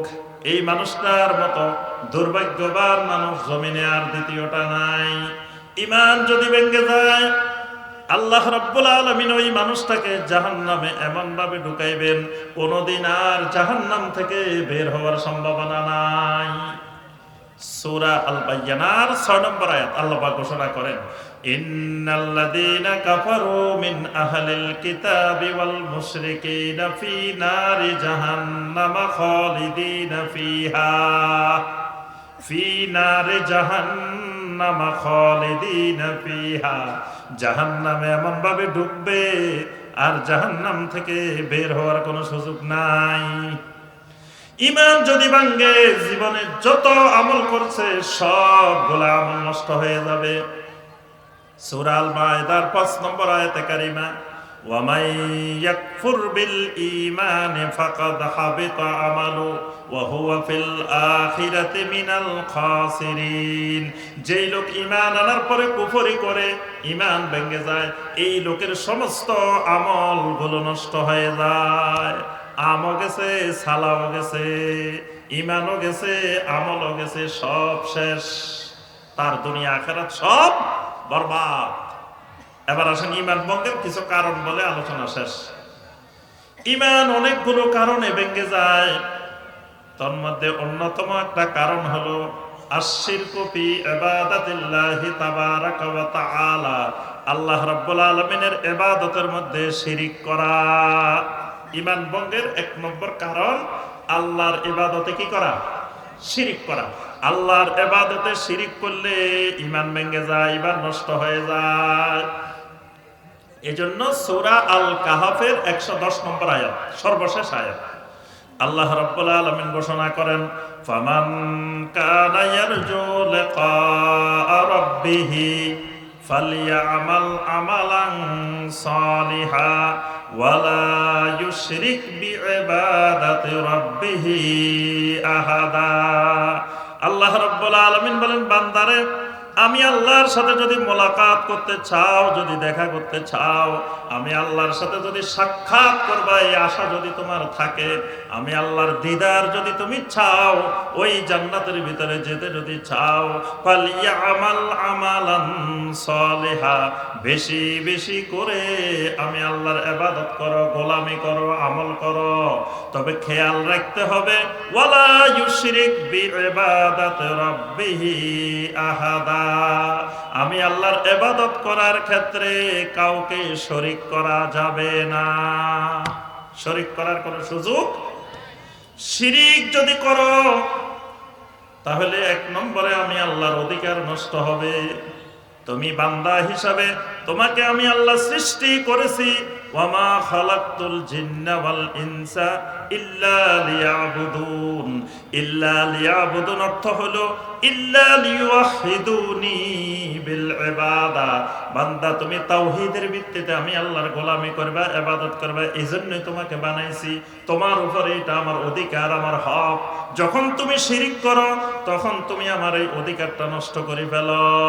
এটা এই কারণে সূরা লোকমানের 13 নম্বর আয়াতে আল্লাহ পাক বলেন, ইন্নাশ শিরকা লাযুলমুন আযীম। বান্দারে, শিরিকটা হলো সবচাইতে বড় জুলুম। এটার থেকে বড় জুলুম, বড় অন্যায় আর দুনিয়াতে কোনোটা নাই। আল্লাহ রাব্বুল আলামিন বান্দার যত গুনাহ থাকুক, কিয়ামতের ময়দানে আল্লাহ রাব্বুল আলামিন চাইলে বান্দার সব গুনাহ ক্ষমা করে দিবেন। কিন্তু শিরিক করার পরে যদি তাওবা না করে, শিরিক থেকে ফিরে না আসে, কেউ যদি কবরে চলে যায়, আল্লাহ রাব্বুল আলামিন কিয়ামতের ময়দানে শিরিকের গুনাহ ক্ষমা করবেন না। সহিহ মুসলিমের হাদিসে কুদসি আল্লাহ রাব্বুল আলামিন ঘোষণা করেন, মান লাকিয়ানি বিকুরাবিল আরদি খাতিআতান, যদি কোনো বান্দা আমার সামনে কিয়ামতের ময়দানে হাজির হয়েছে, এমন অবস্থা হাজির হয়েছে জমিন ভর্তি তার গুনাহ আর গুনাহ, জমিন ভর্তি গুনাহ, এত গুনাহ নিয়ে আমি আল্লাহর সামনে আসছে। জমিন যত বড়, এই আল্লাহর বান্দার গুনাহ এরকম তত বড়। কিন্তু লা ইউশরিকু বি শাইআ, কিন্তু জীবনে কোনোদিন আমি আল্লাহর সাথে একটা শিরিকও করে নাই। গুনাহ করছে অনেক, কিন্তু শিরিক করে নাই। আল্লাহ রাব্বুল আলামিন ঘোষণা করেন, লাকিতুহু বিমিসলিহা মাগফিরা, যেই পরিমাণ গুনাহ নিয়ে বান্দা আমার সামনে হাজির হবে, আমি আল্লাহর মাগফিরাত সেই পরিমাণ নিয়ে আমি ওই বান্দার সাথে মোলাকাত করব। সুবহানাল্লাহ। বান্দার গুনাহ যত বড় হবে, আমি আল্লাহর মাগফিরাত তত বড় হবে। বান্দার গুনার চাইতে আমি আল্লাহর রহমত অনেক অনেক অনেক বড়। এই কারণে আল্লাহ রাব্বুল আলামিন বলেন, কুল ইয়া ইবাদিয়াল্লাযীনা আসরাফু আলা আনফুসিহিম লা তাকনাতু মির রাহমাতিল্লাহ। বান্দারে, যত গুনাহ করে ফেলছো, আমি আল্লাহর সামনে হতাশ হইও না, নিরাশ হইও না। আমি আল্লাহর রহমত তোমার গুনার চাইতে অনেক অনেক অনেক বড়। ইন্নাল্লাহা ইয়াগফিরুয যুনুবা জামিআ।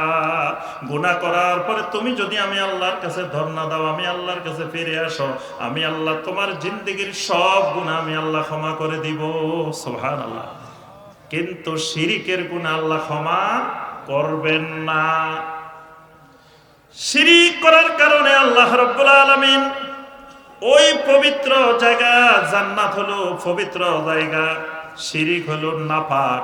শিরিকের মতো শিরিককারী ব্যক্তি, ওই নাপাক মানুষটা জান্নাতের ভিতরে ঢুকতে পারবে না।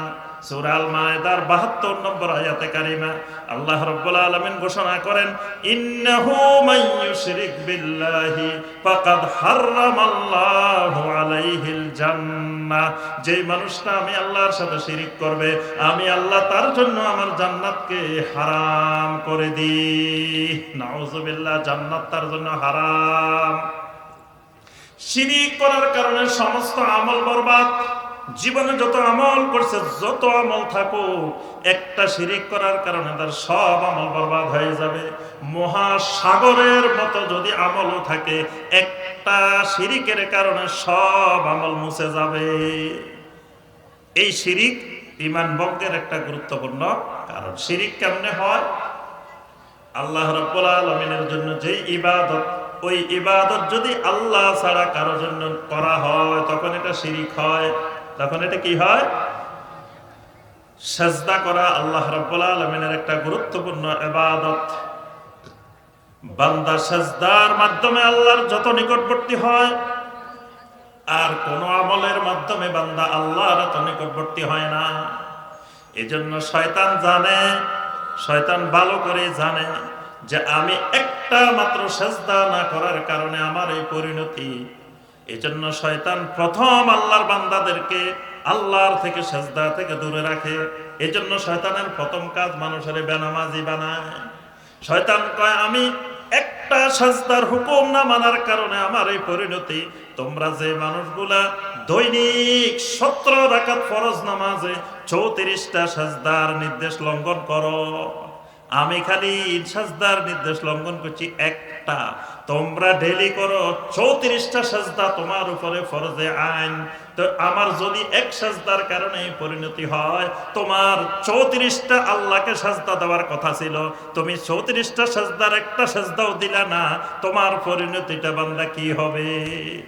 এই জন্য শয়তান প্রথম মানুষের বেনামাজি বানায়। শয়তানের প্রথম কাজ সাজদা থেকে দূরে রাখে, কারণ বান্দা সাজদার মাধ্যমে আল্লাহর কাছাকাছি যায়। আকরাবু মা ইয়াকুনুল আবদু ইলা রাব্বিহি ওয়া হুয়া সাজিদুন। নবী সাল্লাল্লাহু আলাইহি ওয়াসাল্লাম বলেন, বান্দা সবচাইতে আল্লাহর নিকটবর্তী হয়ে যায় ওয়া হুয়া সাজিদুন, যখন বান্দা আল্লাহর সামনে সাজদায় পড়ে যায়। তাহলে এই সাজদা কাকে করতে হবে? একমাত্র আল্লাহকে। খালি আল্লাহকে না, বলতে হবে একমাত্র আল্লাহকে। কাকে করতে হবে? একমাত্র আল্লাহকে। আল্লাহ ছাড়া যখন কোন জীবিত মানুষ, কোন মরা মানুষ, যেই কাউকে সাজদা করবেন, সাথে সাথে শিরিক, আপনার ঈমানটা শেষ। যদি আপনি পীর সাহেবের একটা সাজদা দিচ্ছেন, তাহলে আপনার ঈমান সাথে সাথে শেষ। আল্লাহর জান্নাত হারাম হয়ে গেছে খালি একটা সাজদার কারণে। আল্লাহ ছাড়া কাউকে যদি একটা সাজদা করেন, সেই সাজদার নাম তাজিমি সাজদা দেন, সেই সাজদার নাম যত রকমের সাজদা দেন, কারণ এটা সাজদা আল্লাহর ইবাদত। এটা কোনো জীবিত মানুষেরও করা যাবে না, কোনো সৃষ্টি জগতের সূর্যকেও করা যাবে না, চন্দ্রকেও করা যাবে না, গাছকেও করা যাবে না, মাছকেও করা যাবে না, কবরকেও করা যাবে না, মাজারকেও করা যাবে না। কোনো জায়গায় এই সাজদা করার সুযোগ নাই। এই সাজদা একমাত্র আল্লাহ রাব্বুল আলামিনকে। সূরা ফুসসিলাতের 37 নম্বর আয়াত আল্লাহ পাক ঘোষণা করেন, ওয়া মিন আয়াতিহিল লাইলু ওয়ান নাহারু ওয়াশ-শামসু ওয়াল কামার লা তাসজুদু লিশ-শামসি ওয়ালা লিল কামার। বান্দারে খবরদার, খবরদার, সূর্যকে চন্দ্রকে কোনো মাখলুককে সাজদা করিও না।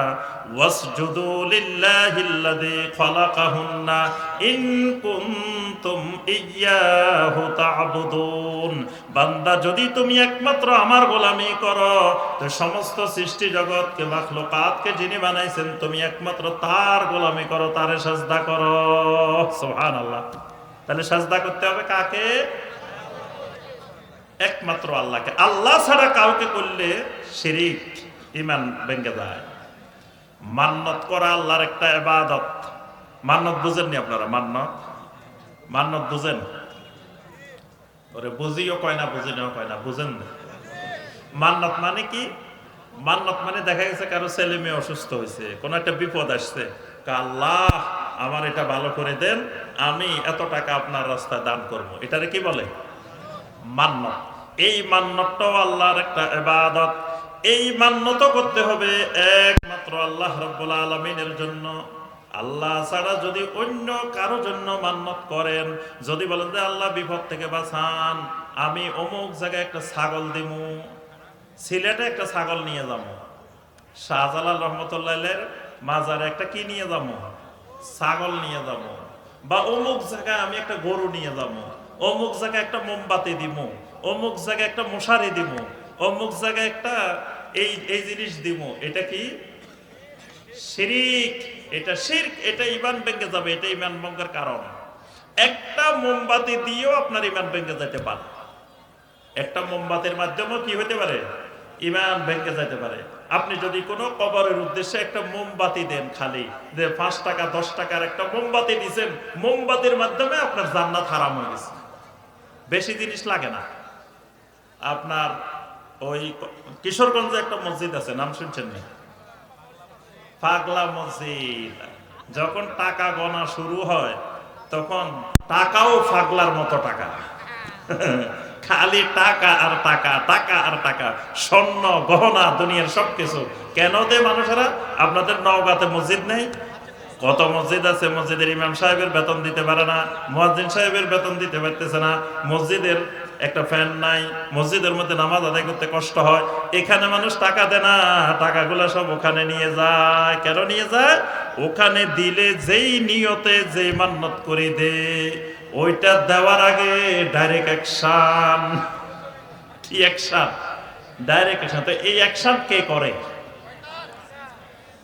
যদি আল্লাহ অ্যাকশন করে, তা আল্লাহ করলে তো নওগাঁতে দিলেও হবে, মান্দাতে দিলেও হবে, কারণ মসজিদ এটা তো, এখানের মসজিদ এটা তো আল্লাহ। তো এখানে না দিয়ে আপনি ওই জায়গায় নিছেন কেন? ওই জায়গায় এক পাগলা আছে, ওই পাগলা কারবার গুলো সারায়।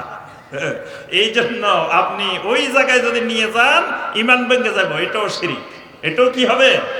শিরিক হবে, আপনার ঈমান ভেঙে যাবে। দোয়া করা একটা ইবাদত। যা কিছু চাইতে হবে একমাত্র আল্লাহ রাব্বুল আলামিনের কাছে চাইতে হবে। আপনার ছেলে মেয়ে হইতেছে না, চাইতে হবে কার কাছে? যদি এখন আজমিরে চলে গেছেন, ছেলে মেয়ে হইতেছে না, চলে গেছেন কোথায়? আজমিরে।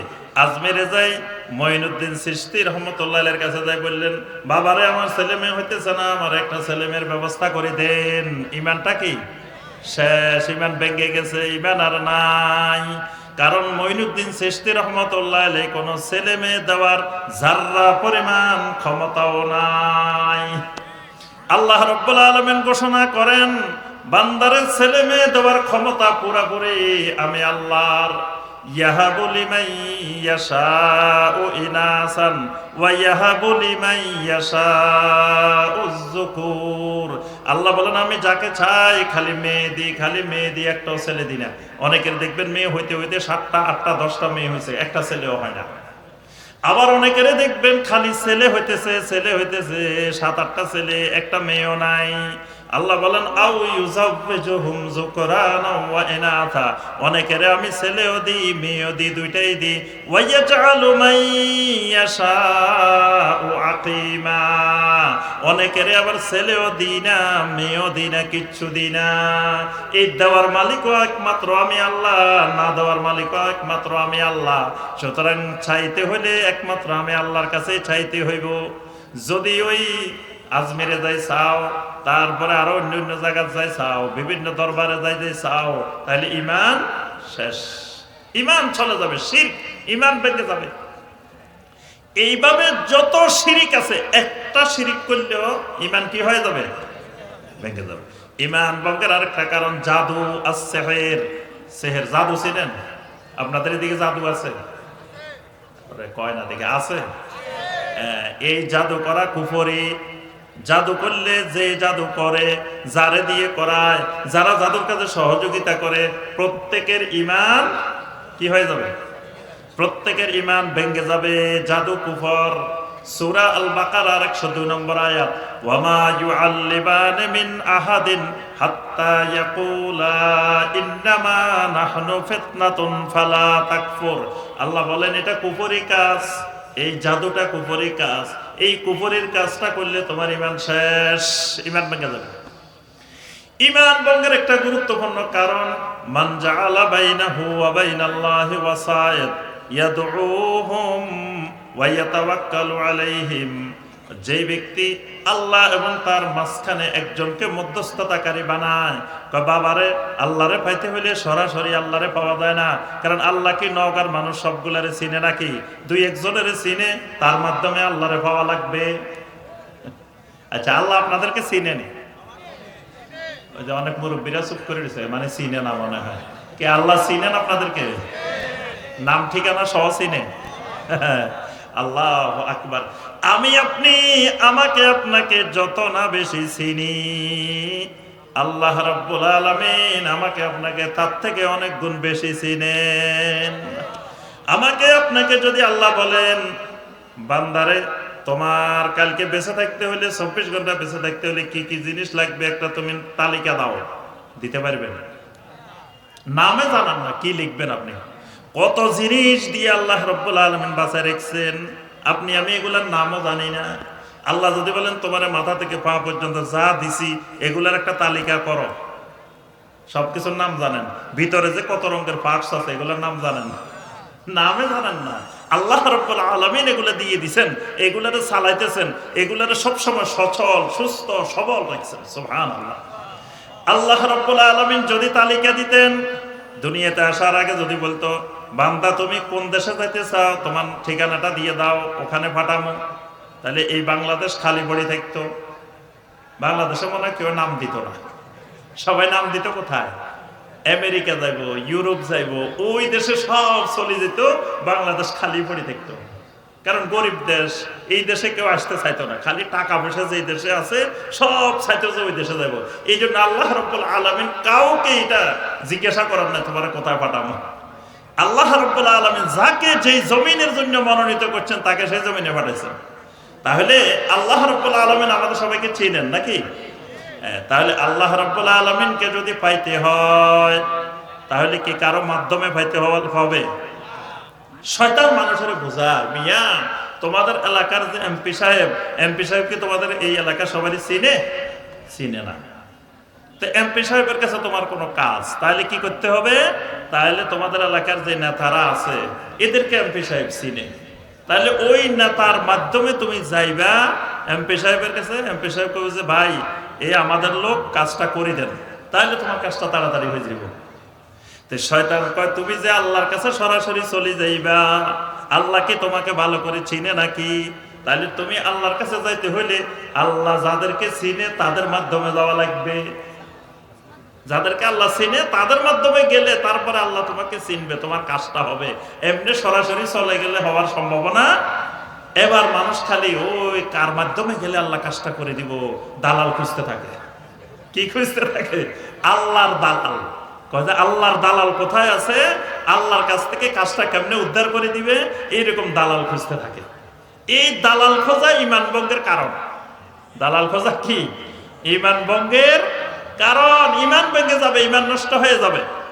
এই জন্য আল্লাহ রাব্বুল আলামিন ঘোষণা করেন, ওয়া ইযা সাআলাকা ইবাদি আন্নী ফাইন্নী করিব উজিবু দাওয়াতাদ দাঈ ইযা দাআন।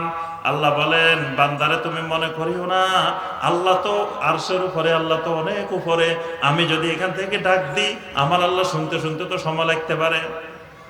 আল্লাহ বলেন, বান্দারে যখনই তুমি ডাক দাও, আল্লাহ বলে ডাক দাও, তোমার জবান থেকে বের হওয়ার দেরি, উজিবু দাওয়াতাদ দাঈ ইযা দাআন, আমাকে ডাক দেওয়ার সাথে সাথে আমি আল্লাহ রাব্বুল আলামিন তোমার ডাকে সাড়া দিই। সুবহানাল্লাহ। ওয়া ক্বালা রাব্বুকুম উদউনি আস্তাজিব লাকুম, বান্দা যখনই তুমি আমাকে ডাক দিবে আমি তোমার ডাকের সাথে সাথে আস্তাজিব লাকুম, আমি তোমার ডাকে সাড়া দিয়ে দিই। সুবহানাল্লাহ। আবার এরকমও মনে করতে পারে, আহারে এখন যে আমি আমার আল্লাহরে ডাক দিব, আল্লাহ কি এখন ঘুমে আছে নাকি বিশ্রামে আছে? কি আল্লাহ বলেন লা তাখুযুহু সিনাতুন ওয়ালা নাওম, তোমার এই আশঙ্কাও নাই আমি আল্লাহ ঘুমে আছি না কিসে আছি, কারণ আমি আল্লাহর ঘুমও নাই, তন্দ্রাও নাই, নিদ্রাও নাই। রাতে 3টা ডাক দিলেও আমি আল্লাহ তোমার ডাকে সাড়া দিই, রাতে 2টা ডাক দিলেও সাড়া দিই, 4টে ডাক দিলেও সাড়া দিই, বরং শেষ রাতে তো আমি প্রথম আসমানে আসি তোমারে ডাকি। সুবহানাল্লাহ। তাহলে আল্লাহ রাব্বুল আলামিনকে ডাকার জন্য, আল্লাহর কাছে চাওয়ার জন্য কারো মধ্যস্থতাকারী দরকার। কাফেরদেরকে নবী সাল্লাল্লাহু আলাইহি ওয়াসাল্লাম জিজ্ঞাসা করলেন, ও কাফেরেরা, তোমরা তো আল্লাহকে বিশ্বাস করো, তোমাদের সামনে আল্লাহর ঘর, তোমরা বলো যে আমরা আল্লাহর ঘরের খাদেম, তোমরা আল্লাহর ঘরে হজও করো, তারপরেও কেন 360 জন মাবুদের ইবাদত করো? আল্লাহর সাথে আরো 360 জন বানাই, 361 জন মাবুদের কেন ইবাদত করো? তখন কাফেরেরা 3টা উত্তর দিছে। কয়টা উত্তর? কথা কয় না, 3টা উত্তর। এই 3টা উত্তর ভালো করে মুখস্থ রাখবেন। 1 নম্বর উত্তর, কোন চোর ডাকাতের মূর্তি বানাই নাই, খারাপ মানুষের মূর্তি বানাই নাই, এগুলা সবগুলা আল্লাহর ওলিদের মূর্তি। কোনটা নবীর মূর্তি, ইব্রাহিম আলাইহিস সালামের মূর্তি, ইসমাঈল আলাইহিস সালামের মূর্তি, ঈসা আলাইহিস সালামের মূর্তি, আল্লাহর নবীদের মূর্তি বানাইছি, বড় বড় আল্লাহর ওলিদের মূর্তি বানাইছি। তাহলে আমরা কোন চোর ডাকাতের, খারাপ মানুষের মূর্তি একটাও বানাই নাই, সবগুলা বানাইছে কাদের? দিনদার, সালেহীন, ওলি আউলিয়াদের মূর্তি বানাইছি আমরা। কেন বানাইছি? 1 নম্বরে বানানোর পিছনে কারণ হচ্ছে আল্লাহর কাজটা হালকা করার জন্য। কি জন্য? আল্লাহরে ভালোবেসে আমরা মূর্তি বানাইছি, কারণ আল্লাহ কাজ করতে করতে ক্লান্ত হয়ে যাবে, তা আল্লাহর একটু কাজটা কম হোক, আল্লাহর কাজটাকে আমরা ভাগ করে দিছি এদেরকে, তাহলে আল্লাহ একটু বিশ্রামে থাকতে পারবো। নাউজুবিল্লাহ। এই কথাটা ওরা কোথায় বলছে? সূরা সাদের 5 নম্বর আয়াত, আজআলাল আলিহাতা ইলাহান ওয়াহিদা ইন্না হাযা লাশাইউন উজাব। ও দেখো, মুহাম্মদ সাল্লাল্লাহু আলাইহি ওয়াসাল্লাম আমাদেরকে বলে 360 মাবুদ বাদ দিয়ে একমাত্র আল্লাহকে মাবুদ বানানোর জন্য। এটা কত বড় মহা আশ্চর্যজনক কথা, কারণ আমরা 360 জন বানানোর পরেও শান্তিতে নাই। আমরা চিন্তা করতেছি মাবুদের সংখ্যা আরো বাড়ানো দরকার, কারণ এদের উপরে কাজের চাপ বেশি পড়ে গেছে। 360 জনের উপরে কাজের চাপটা বেশি পড়ে গেছে। আল্লাহর কাজ হালকা করার জন্য 360 জন বানাইছে, তারপরেও শান্তিতে নাই। এখন 360 জনের মধ্যে আরো বাড়াইলে, কাজটা আরো হালকা করে দিলে, তাহলে আমাদের শান্তি আরো বাড়তে পারে। কিন্তু মুহাম্মদ সাল্লাল্লাহু আলাইহি ওয়াসাল্লাম এসে বলতেছে 360 জন একেবারে মুছে ফেলো, ডিলিট করো, করে আল্লাহকে মাবুদ বানাও। তো এবার যদি 360 জনের কাজ যদি আল্লাহর উপরে চলে যায় সব, তা আল্লাহ একজনে কয় দিক সামলাইবে? নাউজুবিল্লাহ।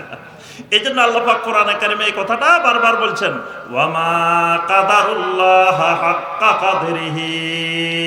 দুনিয়ার মানুষেরা আমি আল্লাহর মর্যাদা নিরূপণ করতে পারে নাই, আমি আল্লাহর ক্ষমতা কি, আমি আল্লাহ কি জিনিস দুনিয়ার মানুষ চিনতে পারে নাই। আল্লাহকে চিনতেই পারে নাই এরা আল্লাহকে মাখলুকের মতো মনে করে বসে আছে। তাহলে 1 নম্বরে এরা মূর্তি পূজা করছে, শিরিক করছে, কি জন্য? আল্লাহকে ভালোবেসে আল্লাহর কাজ কমানোর জন্য। আচ্ছা, 2 নম্বর কারণ সূরা আয-যুমারের 3 নম্বর আয়াত, ওয়াল্লাযীনা ইত্তাখাযু মিন দুনিহি আউলিয়া মা না'বুদুহুম ইল্লা লিয়ুকাররিবুনা ইলাল্লাহি যুলফা। তারা বলে, শোনো, আল্লাহকে পাইতে হইলে এমনি এমনি পাওয়া যায় না, আল্লাহর মুকাররাবিন হইতে হইলে, এরা সবাই আল্লাহর ওলি, আল্লাহর মুকাররাবিন, এদের মাধ্যমে আমরা আল্লাহর ওলি হইতে চাই, মুকাররাবিন হইতে চাই, এজন্য এদের ইবাদত করি। ইল্লা লিয়ুকাররিবুনা ইলাল্লাহি যুলফা, এরা আমাদেরকে আল্লাহর নিকটবর্তী করে দিবে।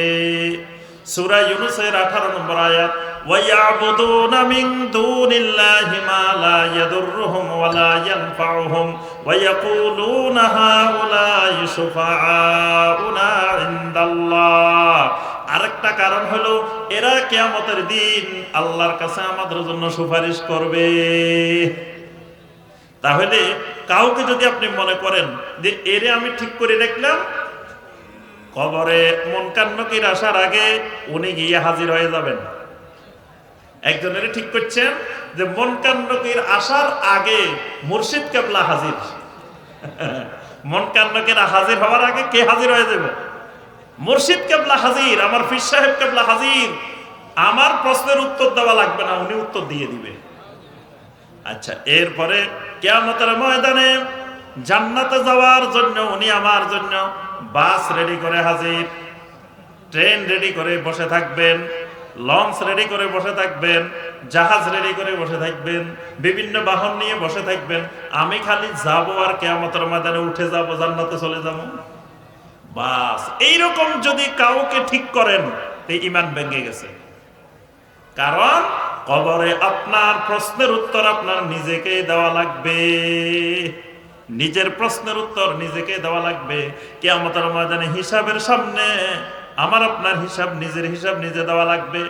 আল্লাহ রাব্বুল আলামিন আমলনামা হাতের মধ্যে ধরাই দিবেন, ধরাই দিয়ে আল্লাহ রাব্বুল আলামিন বলবেন, ইকরা কিতাবাক, বান্দারে তোমার আমলনামা তুমি নিজে পড়ি পড়ি দেখো। কাফা বিনাফসিকাল ইয়াউমা আলাইকা হাসিবা, আজকের এই দিনে তোমার হিসাবের জন্য তুমি নিজেই যথেষ্ট, তোমার হিসাব তুমি করে ফেলো। তাহলে আমার হিসাব আমাকে দিতে হবে, আপনার হিসাব আপনাকে দিতে হবে। একজনের হিসাব আরেকজনে দেওয়ার কোনো সুযোগ নাই। কবরে উত্তরটা আমার উত্তর আমাকে দিতে হবে, কেউ আসে আমার উত্তর দিয়ে দেওয়ার সুযোগ নাই। ওখানে দালাল ধরার সুযোগ নাই, এই জায়গায় দালালের কাজ নাই। এই জায়গায় নিজের কাজ নিজে করা লাগবে। মিজানের সামনে নিজের আমলনামা নিয়ে নিজে দাঁড়াইতে হবে। মিজানের সামনে আরেকজনের দিয়ে আপনি দাঁড় করাই দিবেন। আমাদের দেশে অনেক সময় পরীক্ষা দিতে গেলে একজনের পরীক্ষা আরেকজনের দিয়ে দেয়, এরকম হয় না? কিন্তু মিজানের সামনে, আপনার মিজানের সামনে আপনি দাঁড়াইতে হবে, আরেকজনের আপনার মিজানের সামনে দাঁড় করাই দিবেন, এই সুযোগ কি আমাদের ময়দানে নাই। তাহলে এটাও একটা ঈমান ভঙ্গের গুরুত্বপূর্ণ কারণ। ঈমান ভঙ্গের একটা গুরুত্বপূর্ণ কারণ আল্লাহ রাব্বুল আলামিনকে নিয়ে, আল্লাহর দ্বীনকে নিয়ে, আল্লাহর রাসূলকে নিয়ে কোনো ঠাট্টা বিদ্রূপ হাসি তামাশা করলে ঈমান ভেঙে যায়। কোরআন এবং সুন্নাহর মধ্যে যা কিছু আছে এইগুলার কোনো একটা বিষয় নিয়ে কেউ যদি একটু ঠাট্টা বিদ্রূপ হাসি তামাশা করে তাহলে তার ঈমানটা ভেঙে যায়। এটা ঈমান ভঙ্গের একটি গুরুত্বপূর্ণ কারণ।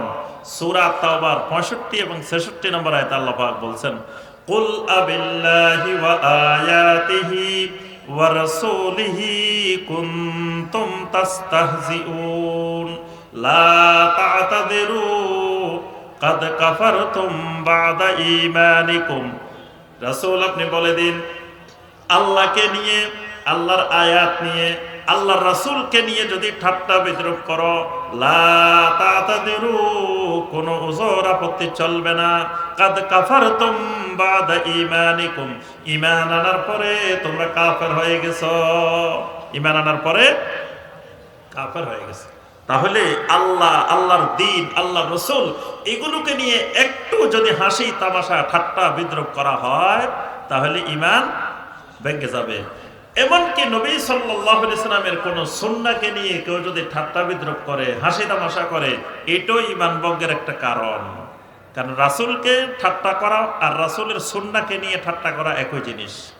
এখন কেউ যদি বুকে হাত বাঁধা নিয়ে ঠাট্টা করে বলে এটা তো আম্মাওয়ালা নামাজ, এটা তো লেডিস মার্কা নামাজ, তাহলে নবী সাল্লাল্লাহু আলাইহি ওয়াসাল্লাম বুকের উপরে হাত বাঁধছেন, এটা হাদিস দ্বারা প্রমাণিত। তাহলে আপনি হয়তো করেন না ইখতিলাফের কারণে, ঠিক আছে, আপনার ঈমান ভাঙে নাই। কিন্তু যদি এটা নিয়ে আপনি ঠাট্টা করেন, হাসি তামাশা করেন, তখন আপনার ঈমান ভেঙে যাবে। কারণ এটা রাসূল সাল্লাল্লাহু আলাইহি ওয়াসাল্লামের একটা আমল। নবী সাল্লাল্লাহু আলাইহি ওয়াসাল্লাম যদি আপনি বলেন যে রাসূল এক সময় করছেন এক সময় করেন না, তো এক সময় তো করছেন, রাসূল করছেন এরকম একটা কাজ নিয়ে আপনি যদি ঠাট্টা করেন, হাসি তামাশা করেন, তাহলে ঈমান ভেঙে যাবে। যদি আপনি রাফল ইয়াদায় নিয়ে ঠাট্টা বিদ্রূপ করেন, নামাজের মধ্যে পায়ের সাথে পা লাগানো নিয়ে ঠাট্টা বিদ্রূপ করেন, হাসি তামাশা করেন, যে পায়ের সাথে পা নিয়ে লাগানো নিয়ে আপনি হাসি তামাশা করতেছেন স্টেজের মধ্যে, এটাও ইমান ভঙ্গের একটা গুরুত্বপূর্ণ কারণ। নবী সাল্লাল্লাহু আলাইহি সাল্লামের কোন সুন্নাহ নিয়ে কেউ যদি একটু ঠাট্টা বিদ্রুপ করে, হাসি তামাশা করে, তাহলে ইমান ভেঙে যাবে। ইমান ভাঙ্গার জন্য বড় কাজ করা লাগে না, ছোটখাটো কাজের মাধ্যমেও আপনার ইমান শেষ।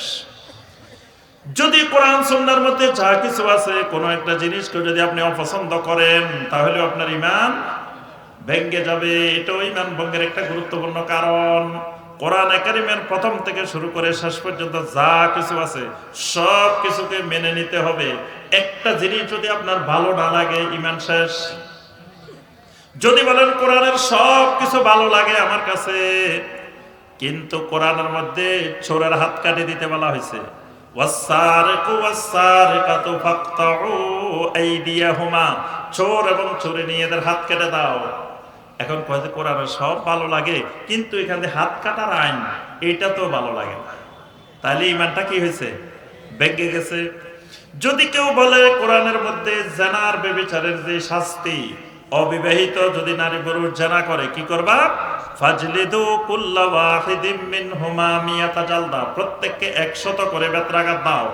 আর বিবাহিত ব্যক্তি যদি জানা করে, তাহলে ফারজিমুহুমা নাকালাম মিনাল্লাহ, আল্লাহর পক্ষ থেকে নির্ধারিত শাস্তি রজম করে ফেলো। এখন যদি এই যে আল্লাহর পক্ষ থেকে নির্ধারিত শাস্তি রজম করা, তো কোরআনের সব ভালো লাগে, এই আইনটা ভালো লাগে না, তাহলে ঈমান থাকবো? আচ্ছা, বান্দার আইন দিবে কে? বান্দার আইন দিবে কে? ইনিল হুকমু ইল্লা লিল্লাহ, বান্দাকে আইন দেওয়ার, হুকুম দেওয়ার ক্ষমতা মালিকানা কার? উত্তর সঠিক হয় নাই। একমাত্র আল্লাহর। কার? একমাত্র আল্লাহর। আল্লাহ রাব্বুল আলামিন সূরা আল আরাফের 54 নম্বর আয়াতে কারিমে বলেন, আলা লাহুল খালকু ওয়াল আমরু তাবারাকাল্লাহু রাব্বুল আলামিন। বান্দারে জেনে রাখো, সমগ্র সৃষ্টি একমাত্র আল্লাহর। সৃষ্টির উপরে আইন চলবে, হুকুম চলবে, নির্দেশ চলবে কার? একমাত্র আল্লাহর। সৃষ্টি যার, সৃষ্টির উপরে হুকুম চলবে, আইনও চলবে একমাত্র তার। এখন যদি মনে করেন না, এক পাশে 49টা ঘোড়া আর এক পাশে 51টা গাধা, কার দাম বেশি? ওরে কথা কয় না, আমার কথা বুঝে নাই। এক পাশে 49টা ঘোড়া আর এক পাশে 51টা গাধা, কোনটার দাম বেশি? জি, তো ঘোড়া তো 2টা কম। ঘোড়া তো 49টা, গাধা কয়টা? 51টা। কিন্তু আমাদের দেশে সিস্টেম হলো কি, 51টার দাম বেশি। 51টা যদি কয় হা যুক্ত হয়ে গেছে। 51টা গাধায় যদি কয় হা জয়যুক্ত। 49টা ঘোড়ায় কইছে কি না, কয় না, জয়যুক্ত হয় নাই। আচ্ছা, এখন একজন আলেম আর একজন গায়রে আলেম, দুইজনের মতামত কি সমান? আল্লাহ পাক প্রশ্ন করছেন, কুল হাল ইয়াস্তাবিল্লাযীনা ইয়ালামুনা ওয়াল্লাযীনা লা ইয়ালামুন। যে জানে, যার ইলম আছে, সে আর যে জানে না, দুইজনে কি সমান? সমান না। তাহলে একজনের 500 টাকা দিলে ভোট কিনা যায়, আরেকজনের 5 লাখ টাকা দিলেও কিনা যায় না। দুইজন কি সমান? সমান না। বাংলাদেশে চা কাপ দিয়ে ভোট কিনা যায়, লুঙ্গি একটা দিয়েও ভোট কিনা যায়, শাড়ি একটা দিয়েও ভোট কিনা যায়। অর্থাৎ এই ক্ষেত্রে খেয়াল রাখতে হবে যে আমার আপনার সকল ক্ষেত্রে মনে রাখতে হবে যে রব হইলেন আমাদের হুকুমদাতা, আইনদাতা কে? একমাত্র আল্লাহ রাব্বুল আলামিন। আল্লাহর আইনের বিপরীতে কারো হাতে যদি আপনি আইন বানানোর ক্ষমতা দিয়ে দেন, এটাও ঈমান ভঙ্গের কারণ। তা আমি আর আলোচনা করবো না, এতক্ষণ পর্যন্ত আমরা যে শাইখের অপেক্ষায় আছি, আলহামদুলিল্লাহ আমাদের শাইখ চলে আসছেন। তো শাইখ চলে আসার পরে শাইখের সামনে আর কোনো প্রশংসা করা যাবে না, যা বলার আগে বলে দিছি। এখন হলো আপনারা ইনশাআল্লাহ শাইখ যতক্ষণ আলোচনা করতে পারেন, যদি ফজর পর্যন্ত হয় থাকবেন তো ইনশাআল্লাহ।